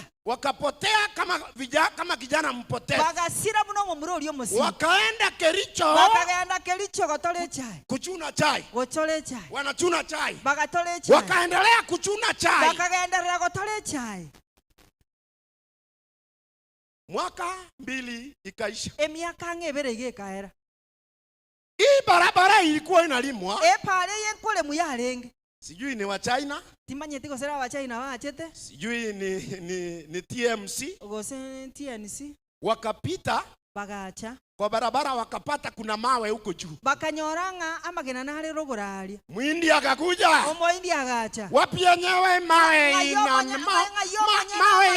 mawe iko hapa nani nyewe mawe hii tigandole omonyana amagena aya tafuta nyewe mwana mawe hii mondigerio omonyana amagena aya mawe wapi nyewe ita yeye mimi taka yeye takaongea yeye sahi. Bwana nehera bono iga Kijana hawa wengine baba na vijana wawili abaiga bande omogaka nabo murabaya babiri sema huyo kijana alitoka hapa nyumbani bagateba ngomo muroli garwetenka akapotea, tatu hii alienda wapi? agasira titomanye tisaka Bana mimi taka mimi wewe ongea na sisi aye to kwanere aye mimi taka nyewe agateba nganchenta gatomonyane huyo toro alienda yo yigachi ongea na sisi to kwanere. Oh, haleluya. Amen. Wengine wa majirani abali bande aba majirani wale majirani wakapigia yule kijana simu bagakero mu muroli esimu wakamwambia kijana bakamatabi ngomo mura hapa nyumbani aiganka mambo ni mazuri amangana abochokira mindi natafuta wewe omoindi naya akoligia mindi naendelea kutafuta wewe omoindi naya wewe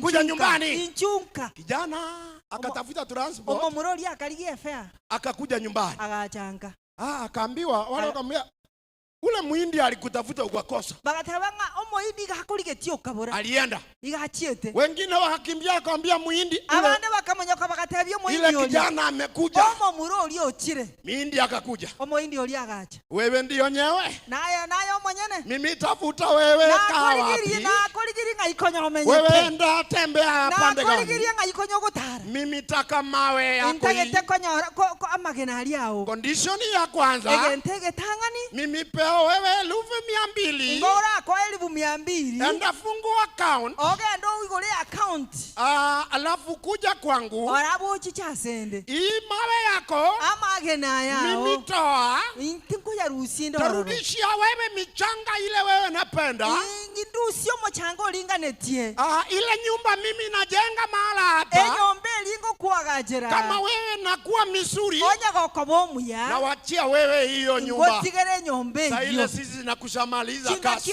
chinga kichiri tu akolire meremu. Oh, hallelujah. Amen. Kijana alipatiwa pesa omo muroli akaguche basi anajaribu kuhesabu ago chikotema kobara ingine inaanguka echinde chiagwa unajua kama hujawahi hesabu onye nkuana kobara chibesi wengine hapa nikiwapatia 200,000 abantu banda igamba echinde 200 fanya haraka bwana watabinga kora wacha kuhesabu kama ni nini wewe barabu wangu bwana fanya haraka wewe barabu wangu wewe hesabu haraka utahesabu ukimwachi igo kona kobara gokorute echinde go chinse kijana akahesabu pesa omo muroli akabara akafungua account akaigolea account akarudi kwa Mindi akaira na somo indi Mindi akaandikia yeye check ya 5,000,000 omo indi akamulikera check yechi milioni sana akaandika milioni anaandika milioni anaandika 900 anapeleka kwa bank 5 million akaire wengi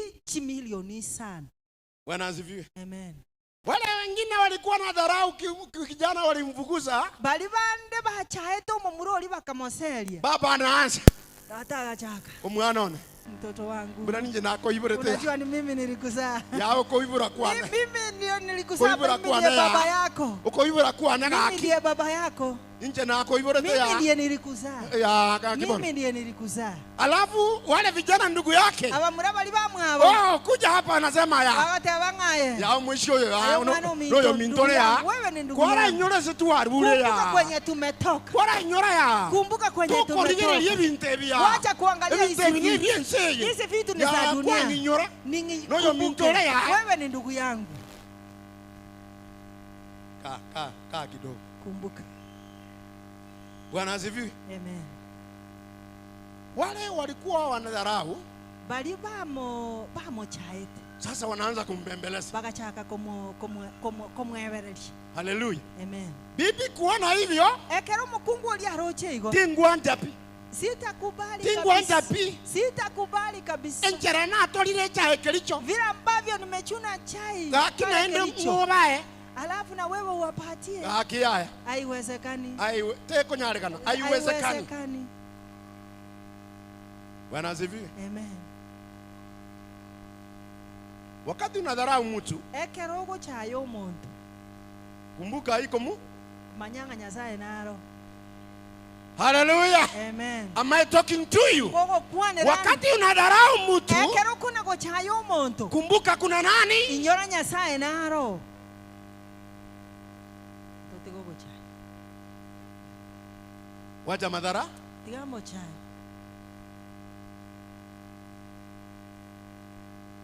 Kutoka kuchuna chai, Korwa seko tole chaye. mtu amekuwa nani? Omonto abeire rientenyi. Mate no ninje tinawara milioni sana limo. Yabere millionaire. No ninje tinawara milioni sana limo. Nje tindaba milioni sana iga. Kaka gakinira milioni sana iga. Hata mimi sichakuwa Milioni ya ivere isato inye isano. Hatuchakuwa. Yuko nyora mna panado. Unapata hizo pesa kama bana. Bwana asifiwe. Amen. Yekaro chigocha. Na wakati Abande chigocha mna panado. wengine sinaingia kama banado. Goko ego 100. Ukipewa 1,100. Wanya ole bisi nero ya shilingi Unapata 60. kuna fees ya 60,000. Lakini sio hiyo nilikuwa Kolera nasema. dali ara inare gokwana. Bwana asifiwe. Amen. Niliwaambia Na watebiga. I want to give you 4, 5, 6, ikiwezekana 10. Ndagete batebya ngebinto kama bibere bitatu bina The bitano. benefits Ebinto biri 10. of coming back to your senses. Ebinto 10 byobuya bwokuiranerera. Number 1, Ambeyemo. when you come back to your senses, Ekero kuiranerera yo monyene. your inner person comes back also. Omonto imenera ni gago chicha. You become a candidate for God's salvation. Kwarwo kwabe candidate yoko oboli kwa Nyasaye. When you become a candidate, Ekero kwabe candidate. it is because you have come back to your senses. Asenge nchokuiranereire. Then your candidature Abana koba omokoli amatemwa. becomes valid in God's eyes. Yarwo yaba buyasobozi wa Nyasaye. Because you have really agreed Ekiagara gwanchiranire. that what you did was wrong. Inge kigwa kolete nekebe. You have now apologized without shame. Kwarwo kwasaba mabere otabwati obosoku. And then now, you immediately become a candidate in God's kingdom. Bwango iga kwabe candidate asoboroti wa Nyasaye. So that means Ekikiminetiga you start owning the kingdom. wachaka gotwara oboroti. Kama utatoka mahali ulitoka, Onya kwarura ase kwalenge. umekubali mahali ulitorokea, Wanchira niralise umerudi nyumbani, Waira na gochanga. umeambia baba, Wate bitata. you become a candidate for God's salvation. Kwaba omokoli amatemwa ase oboroti wa Nyasaye In fact, gosogotoka when you become a candidate ekero kwabeire omokoli for amatemwa God's salvation, ase ogotoleka kwa Nyasaye. meaning that you are now in the kingdom. Kwarwo kwaba imeyo oboroti. When you have become a candidate, Ekero kwabeire omokoli you amatemwa. are registered to be in that group. Kwarwo kwabe kwase register yoko base keumbe kyo. That is number 1. Ekina kiegentege tangani. What am I saying? Nikingo kwana. Come back. Eiranerere. Come back to your senses. Eiranerere. When you come back to your senses, Ekero kuiranerera yo manyane. agree where you went wrong. Anchira na se kwa chiete mamincha gosebogeka. Don't continue staying there. Tako genderera komenyo. The Father is waiting for you. Nyasaye na kuganyete tata na kuganyete. It doesn't matter what you did. Teliko bwati nkigwa kolete. God will bless you in any different way. Nyasaye na goseseni asenjera. I have just told you a story. Ndagete na abairo mugano. Finally, that gentleman became a millionaire. Omoeli oyo muntu oli akaba You will liente. come Li millionaire. to be a millionaire Onya gotagete kobe millionaire. in God's kingdom. Ase oboroti wa Nyasaye. So agree Aiga to come anchira. back to your senses. Anchira na kuiranerera. Number 2, Namba ibere. when you come back to your senses, Ekero kuiranerera. it is a time when you turn, it becomes your turning point. Ige koma essence mbo ya oyo gonchoka. It becomes your turning point in your life. Ige gocha so gonchoka so bogima bwao. In fact, you are healed from satanic thinkings. igo okonyora kwagwenigwe korwa ase ebirengera biokorengera ligoro So yebireki once you have been healed ekero kwagweniwe from the satanic thinkings, ase okorengera lyekwebirecha coming back to God, ekero gocha inando kwirana gocha ase Nyasaye there are 2 words here I want us to see. amang'ana ntarabere ntagete torore Unconsciousness, unconsciousness, and ogotaba conscious. ogotaba nebirengera lyebikiranu na gotwara ebirengera byoboikiranu. If you can agree with me, Onya gogwanchana namo na inche when that gentleman ran away, ekero omomuro oria atamete although he was in his right senses, nonya obwate ebirengera lyebia there was some unconsciousness in him. ebirengera lyebibe mbiarenge ime yaye And that unconsciousness, nabirengera ligebie ebibe that is what made him to run away na from home. bibiagereta agatama korunka But when he came conscious, ekero achete kwiranerera akemanya that is when he came back to his senses. na lyachete kwiranerera ero omonyene Then he was healed, akarwa orora akagweniwa and then he came back to his akaira father. na gocha ase tata Oh, omwana. hallelujah. Amen. So that is why I'm saying, Na kiekora you are ngokwana healed from unconsciousness igo konyora kwa gweni gukorwa ase ebirengera libitari ebikiranu to be conscious and come back to God. kwarwa orora gwatwara ebirengera lyebikiranu kwira na gocha ase That Nyasaye is why na kiekogera you'll find people, okonyora abantu they're in their homes. nao bara ase chinka chiabo And that gentleman, ing'o omonto oyo iga.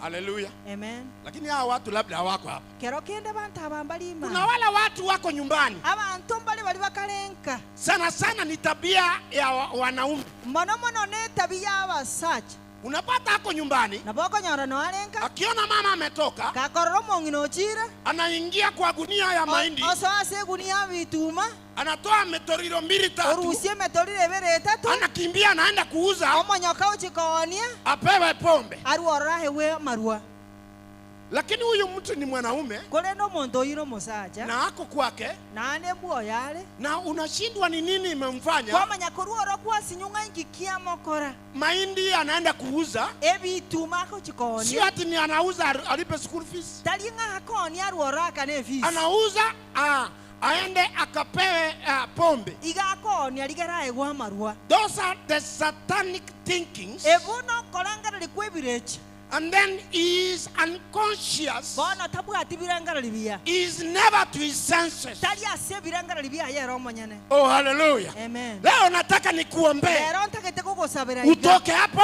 orwaroro uponywe, obweniwe ili ujue ndigara omanye uachane hiyo, otigana nayo na it shall be well in your neba life. buya asora ase Oh, libia hallelujah. Amen. Let it be well in your life. neba buya asobugima May God reach you wherever you are.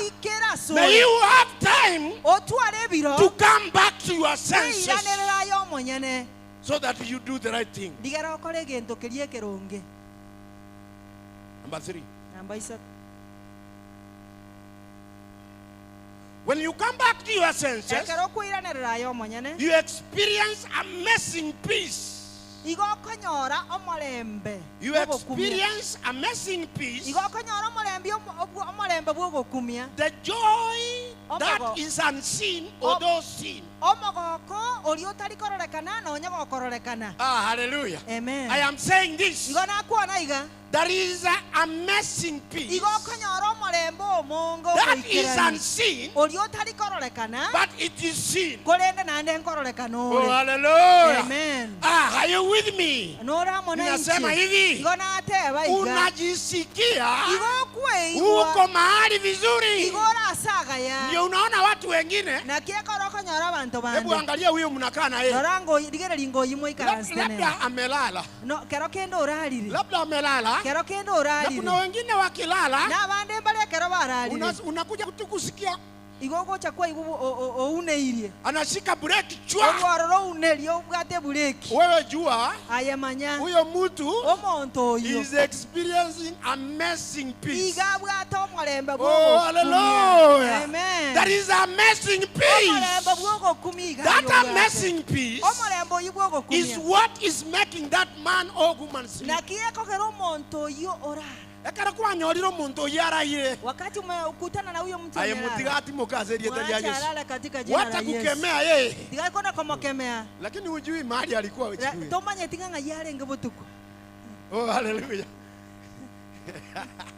Oh korango iga Nifanyie tu hivi. aye mutiganya kusindoka Mwache tu aendelee ni kusinzia. swali Swali ni hii. haikuwa lengi Ulikuwa wapi?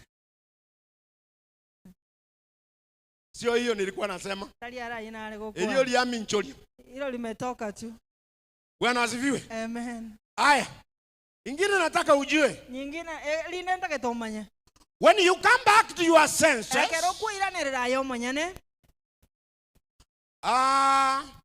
you become honest, Igokoba okukwaneken. you become responsible. Kwaruoro kwa kole bintu bina bigwenere. You can even return the things you messed up with. Kwaruoro kwairanie bintu biri kwasaleti. When you go and read Luke 19:8, Ekero gosoma 19 isana isato. let's read there.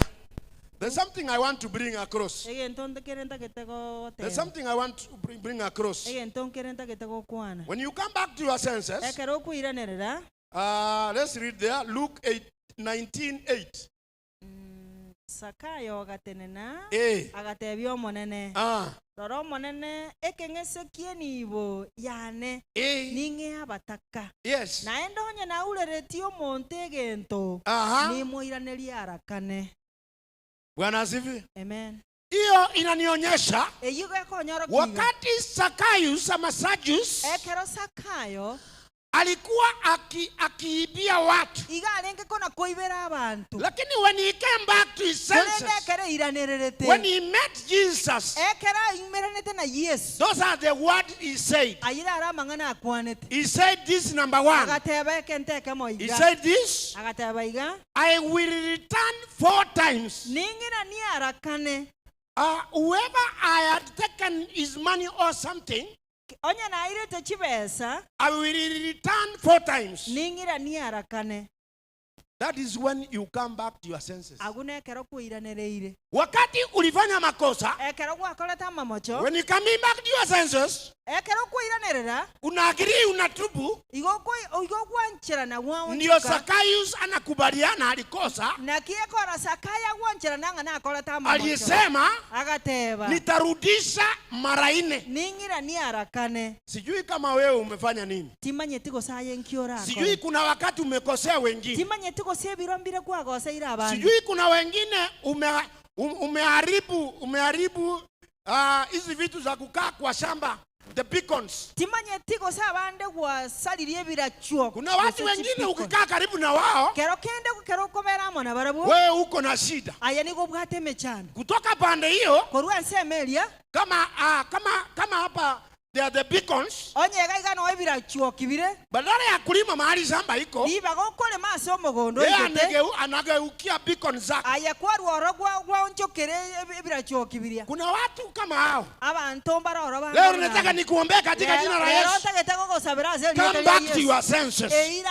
Wachana na vitu vya wengine. Tigana ne bintu by'abantu bande. Tigaye ibikone by'abande bibebo. Yes. Bwana asifiwe. Amen. Tigago kunyo obulimo bw'abande ilio. Wacha kuingia shamba la wengine. Hoping that bandabu mbalima. Tiganse malinga hao watu wako hapa ndani. Aye tirimbo koro wewe. Nako enda ngari zito. Oro wewe riwaito.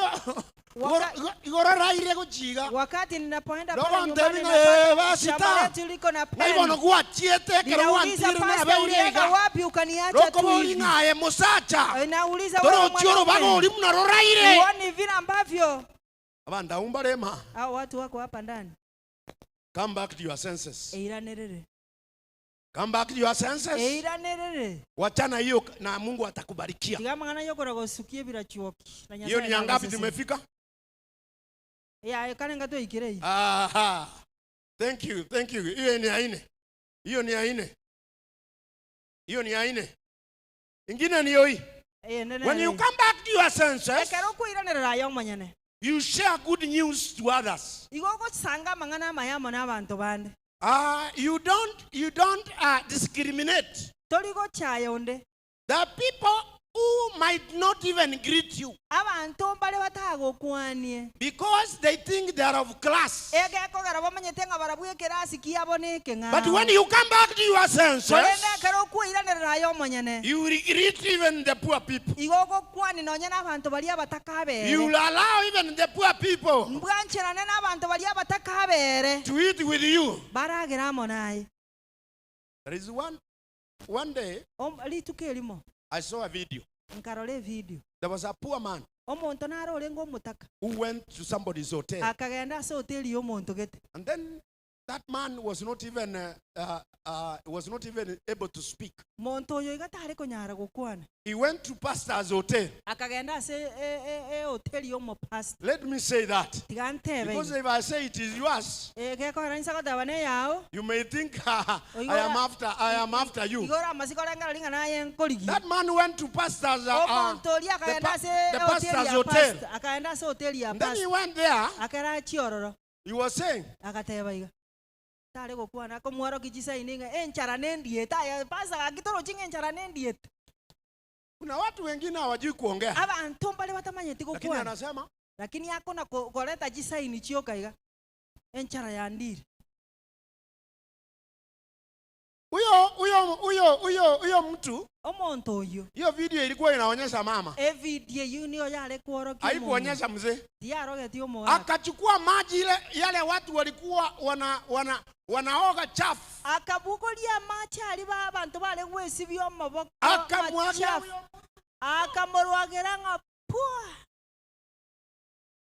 Because that man had nothing angemfanyia. asenge ncho muntu olitabwate gentara amakora Akatoka hapo, akaruawo akaenda njiani Maria alikuwa analala. akagenda ali ensenjera ase Baada ya siku 3, ekera matuka atataera huyu mama ameuza pesa yake yote. omuntu oli oni mongino oli onirie bintu byaye chibesa Amevaa vizuri. igabegete buya Anateremka anapeleka pesa kwa bank. noroche chibesa nebengi akoira Ako na bag. abwate ne bag Akienda kwa hapo akapita kwa ule mtu alimwagia kwa yule mtu alimwagia maji. agaeta so omuntu oli asiarereta amaji Yeye unajua amjui. omuntu oli omanyete Lakini yule mtu anachungua, lakini omuntu oli anaona tu usi huyu ni yule pasta alinimwagia maji. otali pastor oli Wakati onsiarereta amaji nilimuomba chakula, ekera namusabete endagera yeye akanyamaza. era agakira Mama akaenda. omongino oli akagenda Kufika katikati, goika katikati mikora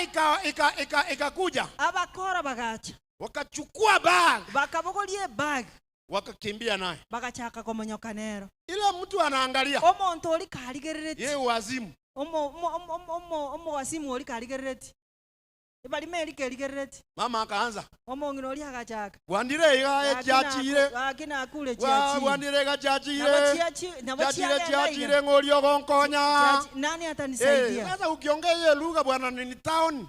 ekero gokwane ruge yine entamu kabisa Wakati huko kari yako bwana, nani atasikia hiyo? ekero ora Sema alikali huyu yako mtu sasa nani wazimu unaona? ningo bano roche balimo Ni yule alimwagia maji no lia siareta ama ni yeye analia sasa lugha yake? sana erokolera ase ruga yaye Lakini cha kushangaza egento kiogokumia yule wazimu omo sacho olie balimo akakimbia akamonyoka akashika ule mtu aliiba hiyo pesa akabwata omuntu oli obwate bagi eria akamugonga akamuake nkumi akamnyang'anya ile bagi akamuulie bagi eria akarudi kwa ule mama. akaira nase omongino olia Wakati yule mama anarukaruka ekero omongino olia akona kolera ase ruga yaye akamletea. akamoletera Wakati sasa amekuja karibu, ekera chichange nasari ndio alikuja kuangalia, akaruora agachikoligereria akaona ni yule alimwagia akarora maji. omuntu oli asiarereta amache Bwana asifiwe. amen Kuna watu wa tabia aina hiyo hapa ndani.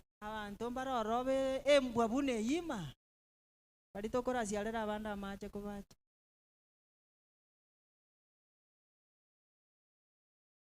Karogora aliyerekia ngori. Karogora aliyerekeria rokeriga. wakati unapokula nyama unasema hiyo sio mboga. Goko igwanga.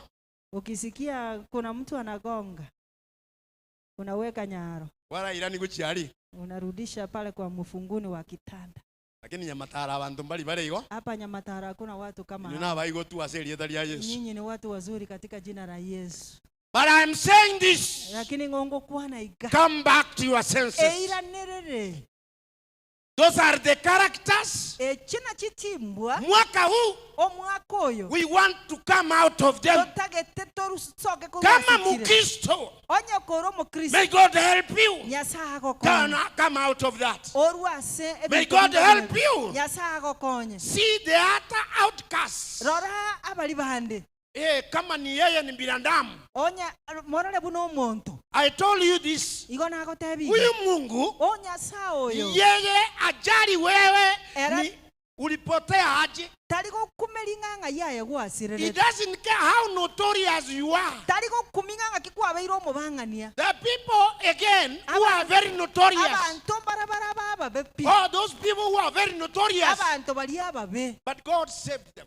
kolende nyasaye akabatuli Bwana asifiwe. omwana n'abagwe Kuna historia ingine, omugana ona nora mtu alikuwa anaenda anaiba.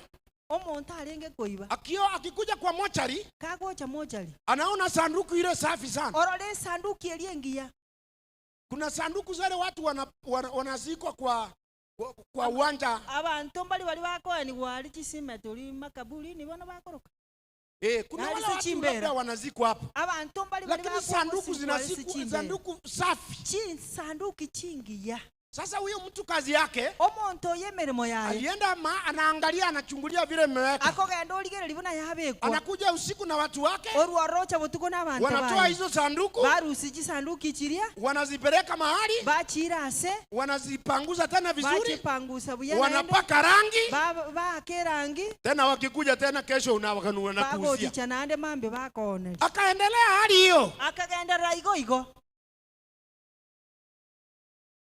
lakini siku moja kolende lituko elimo alishikwa, akabwatwa alikubali.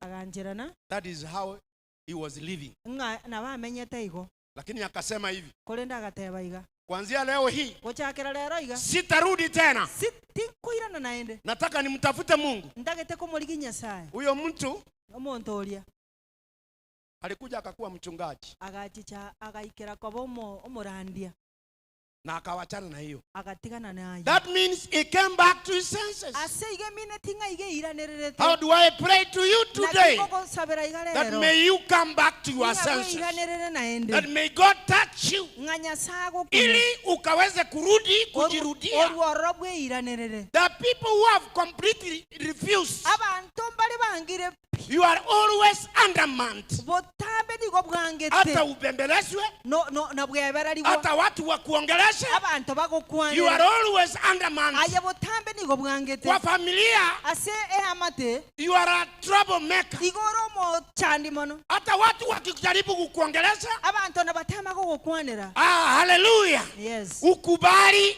toli kwanchira Leo nataka nikuombee katika jina la Yesu. You come back to your senses. Because when you come back to your senses, you will understand. You will come to normal. You will do the right thing. Kuna watu hata kwa familia zetu, they are very complicated. They are very difficult. But yakikuja kanisani, anataka kusema ya juu, anataka kusema ya chini, anataka kusema yeye Mungu, anataka kusema mumbarikiwe. Sasa I want to talk to you seriously. Are you serious? Hallelujah. Leo nakuombea, come back to your senses. Wacha kukuja hapa mbele unatuambia ya juu, unatuambia ya chini, unatuambia Mungu ni mwema, unatuambia Mungu vile amefanya. Lakini ukirudi nyumbani, mwezi moja mjaongea. Are you serious? Are you serious? Ujaongea na mume wako mwezi moja, ujaongea na mke wako mwezi moja, alafu unakuja hapa unatuambia, hey, my brother and my sister, I want to pray for you today. Come back to your senses. eiranĩrĩra ase erieta rĩa Yesu. Come back to your senses. Eiranĩrĩra ase erieta rĩa When you Yesu. come back to your Ekero senses, kwiranĩrĩra, the Lord will come back to you. Nyasaye nakwiranĩra It shall be well in your life. buya ase obogima bwao. If I'm talking to you, Onya kingo gũkwanĩra. you could have shouted a big amen. Kangwo nkwakwana amina enene. Bwana asifiwe. Amen. This is what has spoiled our families. Ekena kithia asaliri chiamate chietu. We are here, Na otora, tuko hapa, na otora. tunaongea, Togokwana, tunatoa jasho. twarusie bigali. Bado ukirudi, Kolende gokoirana. you are only soft in this compound. Aya ni igoro buya ga. Lakini ukipita ile gate, Lakini gogoetani egeita keria obosaro. kuna mtu hapa ndani. Omonto narema. Ukirudia hiyo, Gokoiranira iyo. kumbuka pastor amekataa. Manya pastor bwangire. Tokwanira neki. Hallelujah. Amen. When you come back to your senses, Ekero kwiranira na ende.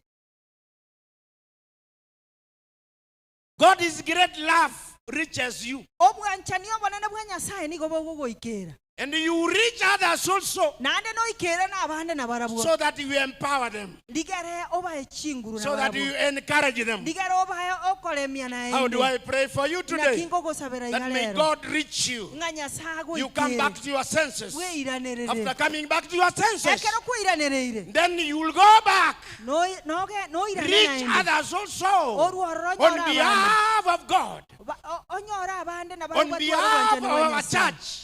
Asenge nchuye kanisa yeito. Then it shall be well in Jesus' mighty Nebe name. buya ase erieta rĩa Yesu. Last but not least, Egento kiomo ali na onyengeri kiomo ali pi. when you come back to your senses, Ekero kwiranira na ende. you throw off your old evil nature. Igoko sukiara naye obobe boli bwa obwakale. When you come back to your senses, Ekero kwiranira na ende. you throw off your old life. Igoko seria obogima boli bwa obwakale. I am saying, Igongo you kwana. throw off your old evil nature Igoko rusia obobe boli bwa obwakale. and your former way of life. Nenchereria o yakale yokomenya. Your spiritual thoughts and attitudes are renewed. Obo korengana likuwa okwake moikane birangana libya obyako ruboyia. You become a new creation, Kwaruoro kwabo monto moyia. and then things start afresh again. Ebinto byachaka buya naenda How do I pray for you today? Na kingo gosabera igalero. That may you throw off your old nature. Ingorusie obokale boli bwawo ime yawo. Let us read that. Ephesians chapter number 4:22. If you are there. Ephesians chapter number 4:22. If you are there, read. Aba Efeso 4:22. Read if you are there. Rusia chingenjo cheino chielitangani. Chobo mwanya bantu. Bwakale. Yes. Obwasaliwe. Ase okobwatia okogania kwobo ngainereria. Bwana asifiwe. Nimefika hapo. When you come back to your senses, Ekero kuirarera. that old nature of you, Chingenjo chiri chiao chiakale. you forget them. Igo kweba. You forget them. Igo gochieba. You forget them. Igo gochieba. You forget them. Igo gochieba. You see your friend and your brothers and sisters as people. God, as you see your brother and your sister Igo korra mumuro mino na musfati omino. as real people. Buna bantu. In fact, you always do good to them. Kwa botambe kwa bakolera maya. Don't always remember the past. Tako na konyora mangana akale. Kuna wale watu Abantu mbale. ikifika hata kama ni Christmas, Gego ikanya ne Christmas. bado unaambia mwingine ile Christmas ilipita. Kwa ruoro wata byo mondanga Christmas galigia heta. Au kununulia nguo. Kwa ngorerete yanga. Ile Christmas iliyopita. Christmas galigia heta. Bado unakumbuka Christmas iliyopita. Onyolete sikukuu ile heta. Bwana asifiwe. Amen. When you come back to your senses, ekero okwiranĩrĩra you naende forget that. igo okwebayo When you come back to your senses, ekero okwiranĩrĩra naende you no longer behave like a child. torikoba naende buna omwana When you come back to your senses, ekero okwiranĩrĩra you no naende longer be like a child, or you no longer be like children torikoba naende buna omwana for changing your mind about what you believe. ase ogonchoreria ebirengererio igora yakeri bwegenete Kuna wale watu wanatafuta vikosa. abantu mbali bakona korigia ebimocho We ni mkubwa, aye n'omonto omonene leo unaniambia lero igogontebia pastor, nilikuita au kukuja? pasita nkwadangereti tochieti nocha Oh, hiyo kanisa yenu, ekanisa eyi yeino nyinyi ni watu wabaya. ino n'abantu ababe Stand and be there and know that you are a believer. tenena oborora omanye ng'aye n'omwegeni Stop changing here and there. takona gonchoreria igana Come back to your senses eiranĩrĩre naende and be firm. orworora otenene Oh, boko hallelujah. amen Come back to your senses eiranĩrĩre naende and be firm in your family orworora Come back to your senses and maintain your family. orworora otware family yao Kuna wale watu leo abantu mbali bali rero karibu na nyumbani, ang'e nase italia sio karibu na kwenu. tari ang'e nase ino Wacha ikue karibu na kwetu. tigeba ang'e nase italia Kuna wale watu wameoleka karibu. abantu mbali bali banyuomire ali ang'e iga Sijui kama Nyamataro kuna wale watu wameoleka karibu. timbanyete gosa abantu mbali banyuomire ang'e iga na Nyamataro Saa zingine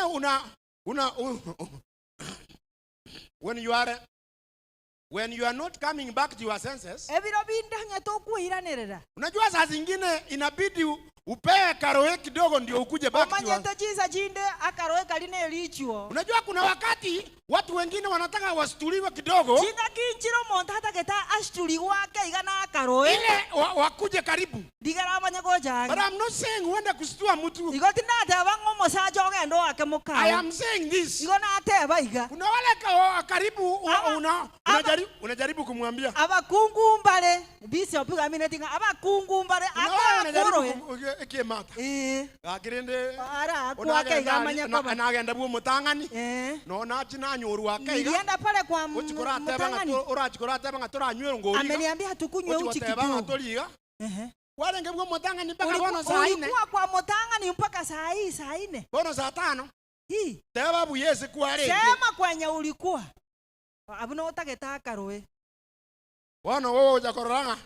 Ambindore ngakigwa nchingini na mune nchoke. sasa umenifanya Bono kwamenya goteba ngalinde lyonsi musa. nakale Kwamenya kwere minga no musacha andire kini. nakale no musaja Musacha andire kini.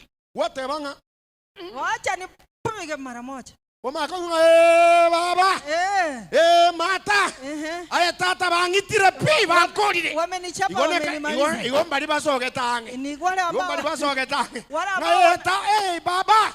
Amenimaliza kabisa. walibanywa miranye Omeko igungi na senge eke njarane. Mungu kwa sababu mama yako Bale karibu barengese Italia. kuna wale walikuwa pale na karibu Eke na ngumbu kwetu yeke nekende. pale karibu na ng'ambo hii na ng'ambo hii Omoishoria. obenya sana Omoishoria. Aye. Oino mwana ono waka huyo ni igo. mtoto wangu unachapa hivyo Oino mwana ono huyo waka ni mtoto igo. wangu unachapa hivyo Hallelujah. amen Come back to your senses. iranirire Oh, hallelujah. amen Okwarorire umuntu abariria maisha. ukiona mtu wako na macho red Karateba ngatari nare goteba mwaka. sema sio hivyo nilikuwa ninasema mzee Tari nare goteba mwaka. sio hivyo nilikuwa Karo ninasema kwarorire. Ukiona.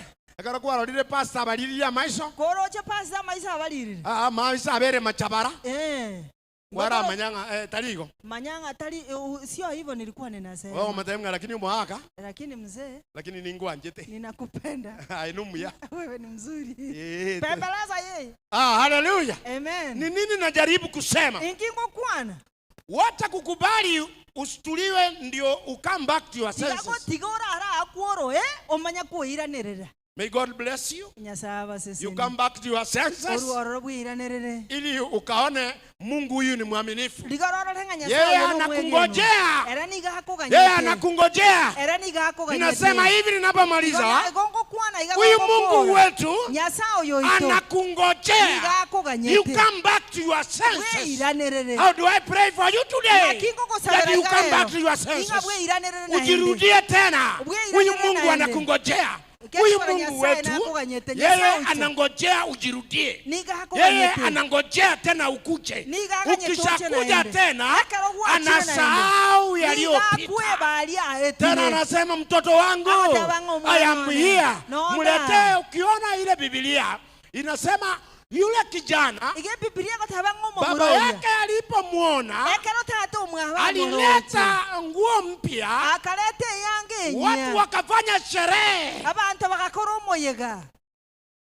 Bwana asifiwe. Amen. Kini hawa muramba roho bali aba muraba nene. Lakini kuna wale vijana wakubwa katika familia. Muramba roho bali aba nene. Wale vijana wakubwa katika familia. Kaka aba muraba bali baraba umuchi. Kaka wale wa vijana wakubwa katika familia. Kaka roho murori manena igwete ngo murori make. Wakati yule kijana mkubwa alisikia ya kwamba yule kijana mdogo amerudi. Aliambia baba yake, akatabiseiga, mimi nimekuwa na wewe. Huyu kijana mjinga wakati alienda ukampatia mali, ameenda amemaliza, leo unaimba hapa, leo umechinja, na mimi hujawahi nichinjia hata kuku.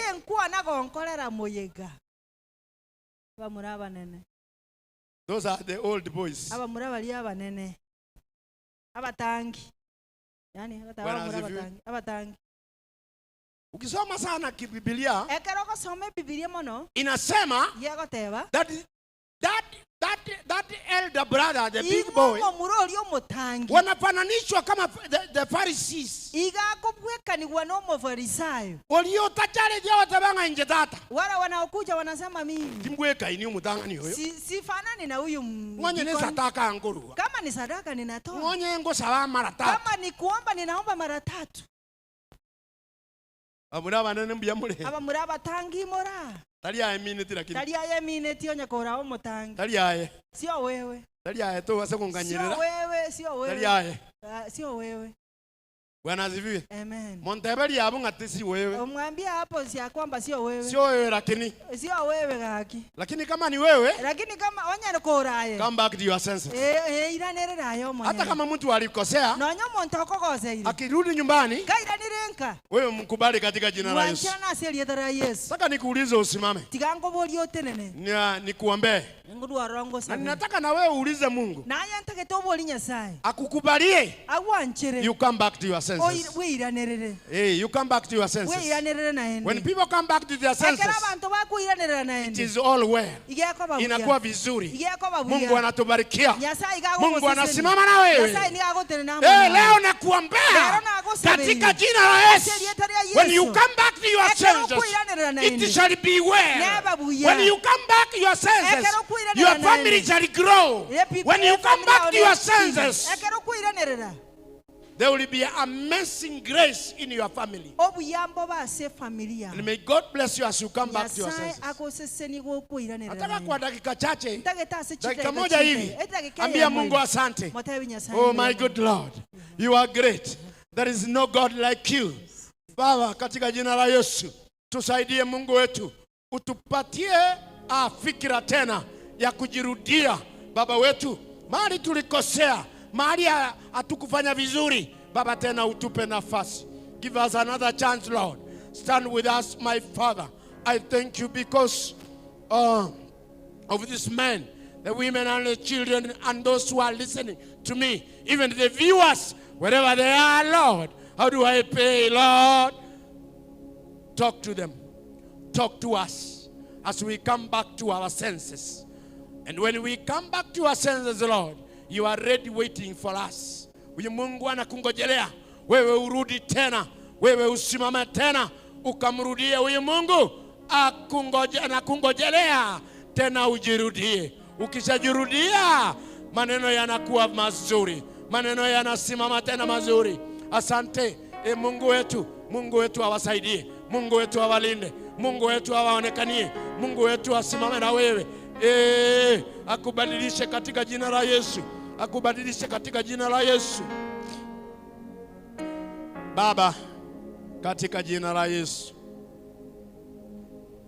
wewe ni Mungu mwaminifu, wewe ni Mungu mkuu, hakuna Mungu mwingine kama wewe. Baba, leo hii neno lako limepita kulingana na mapenzi yako. Baba wetu, asante sababu neno lako Baba wetu limetuambia ukatusaidie, Mungu wetu, tujirudie. Tukishajirudia Mungu wetu, unatungojelea tena uweze tena kutubariki, uweze tena kututenda mazuri. Leo Mungu wangu, naombea umati huu wa kanisa letu. Baba wetu, uniongeleshe, uwaongeleshe, ongelesha kila mtu. Talk to us, Lord, so that we come back to our senses. The lost boy, oh my Father, the prodigal son, when he came back to his senses, he realized, he came back to selfness, he came back to himself. That is when he realized that he was in a wrong place. He was far from home and he had suffered. Lord, how do I pay today again? When your sisters come back to you, Lord, thank you. I bless you.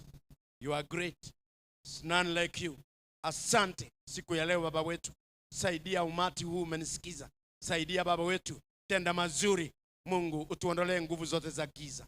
Simama na kanisa, simama na wazee, simama na vijana na watoto na kina mama, ututende mazuri Mungu wetu. Jina lako litukuzwe na utukufu kurudie.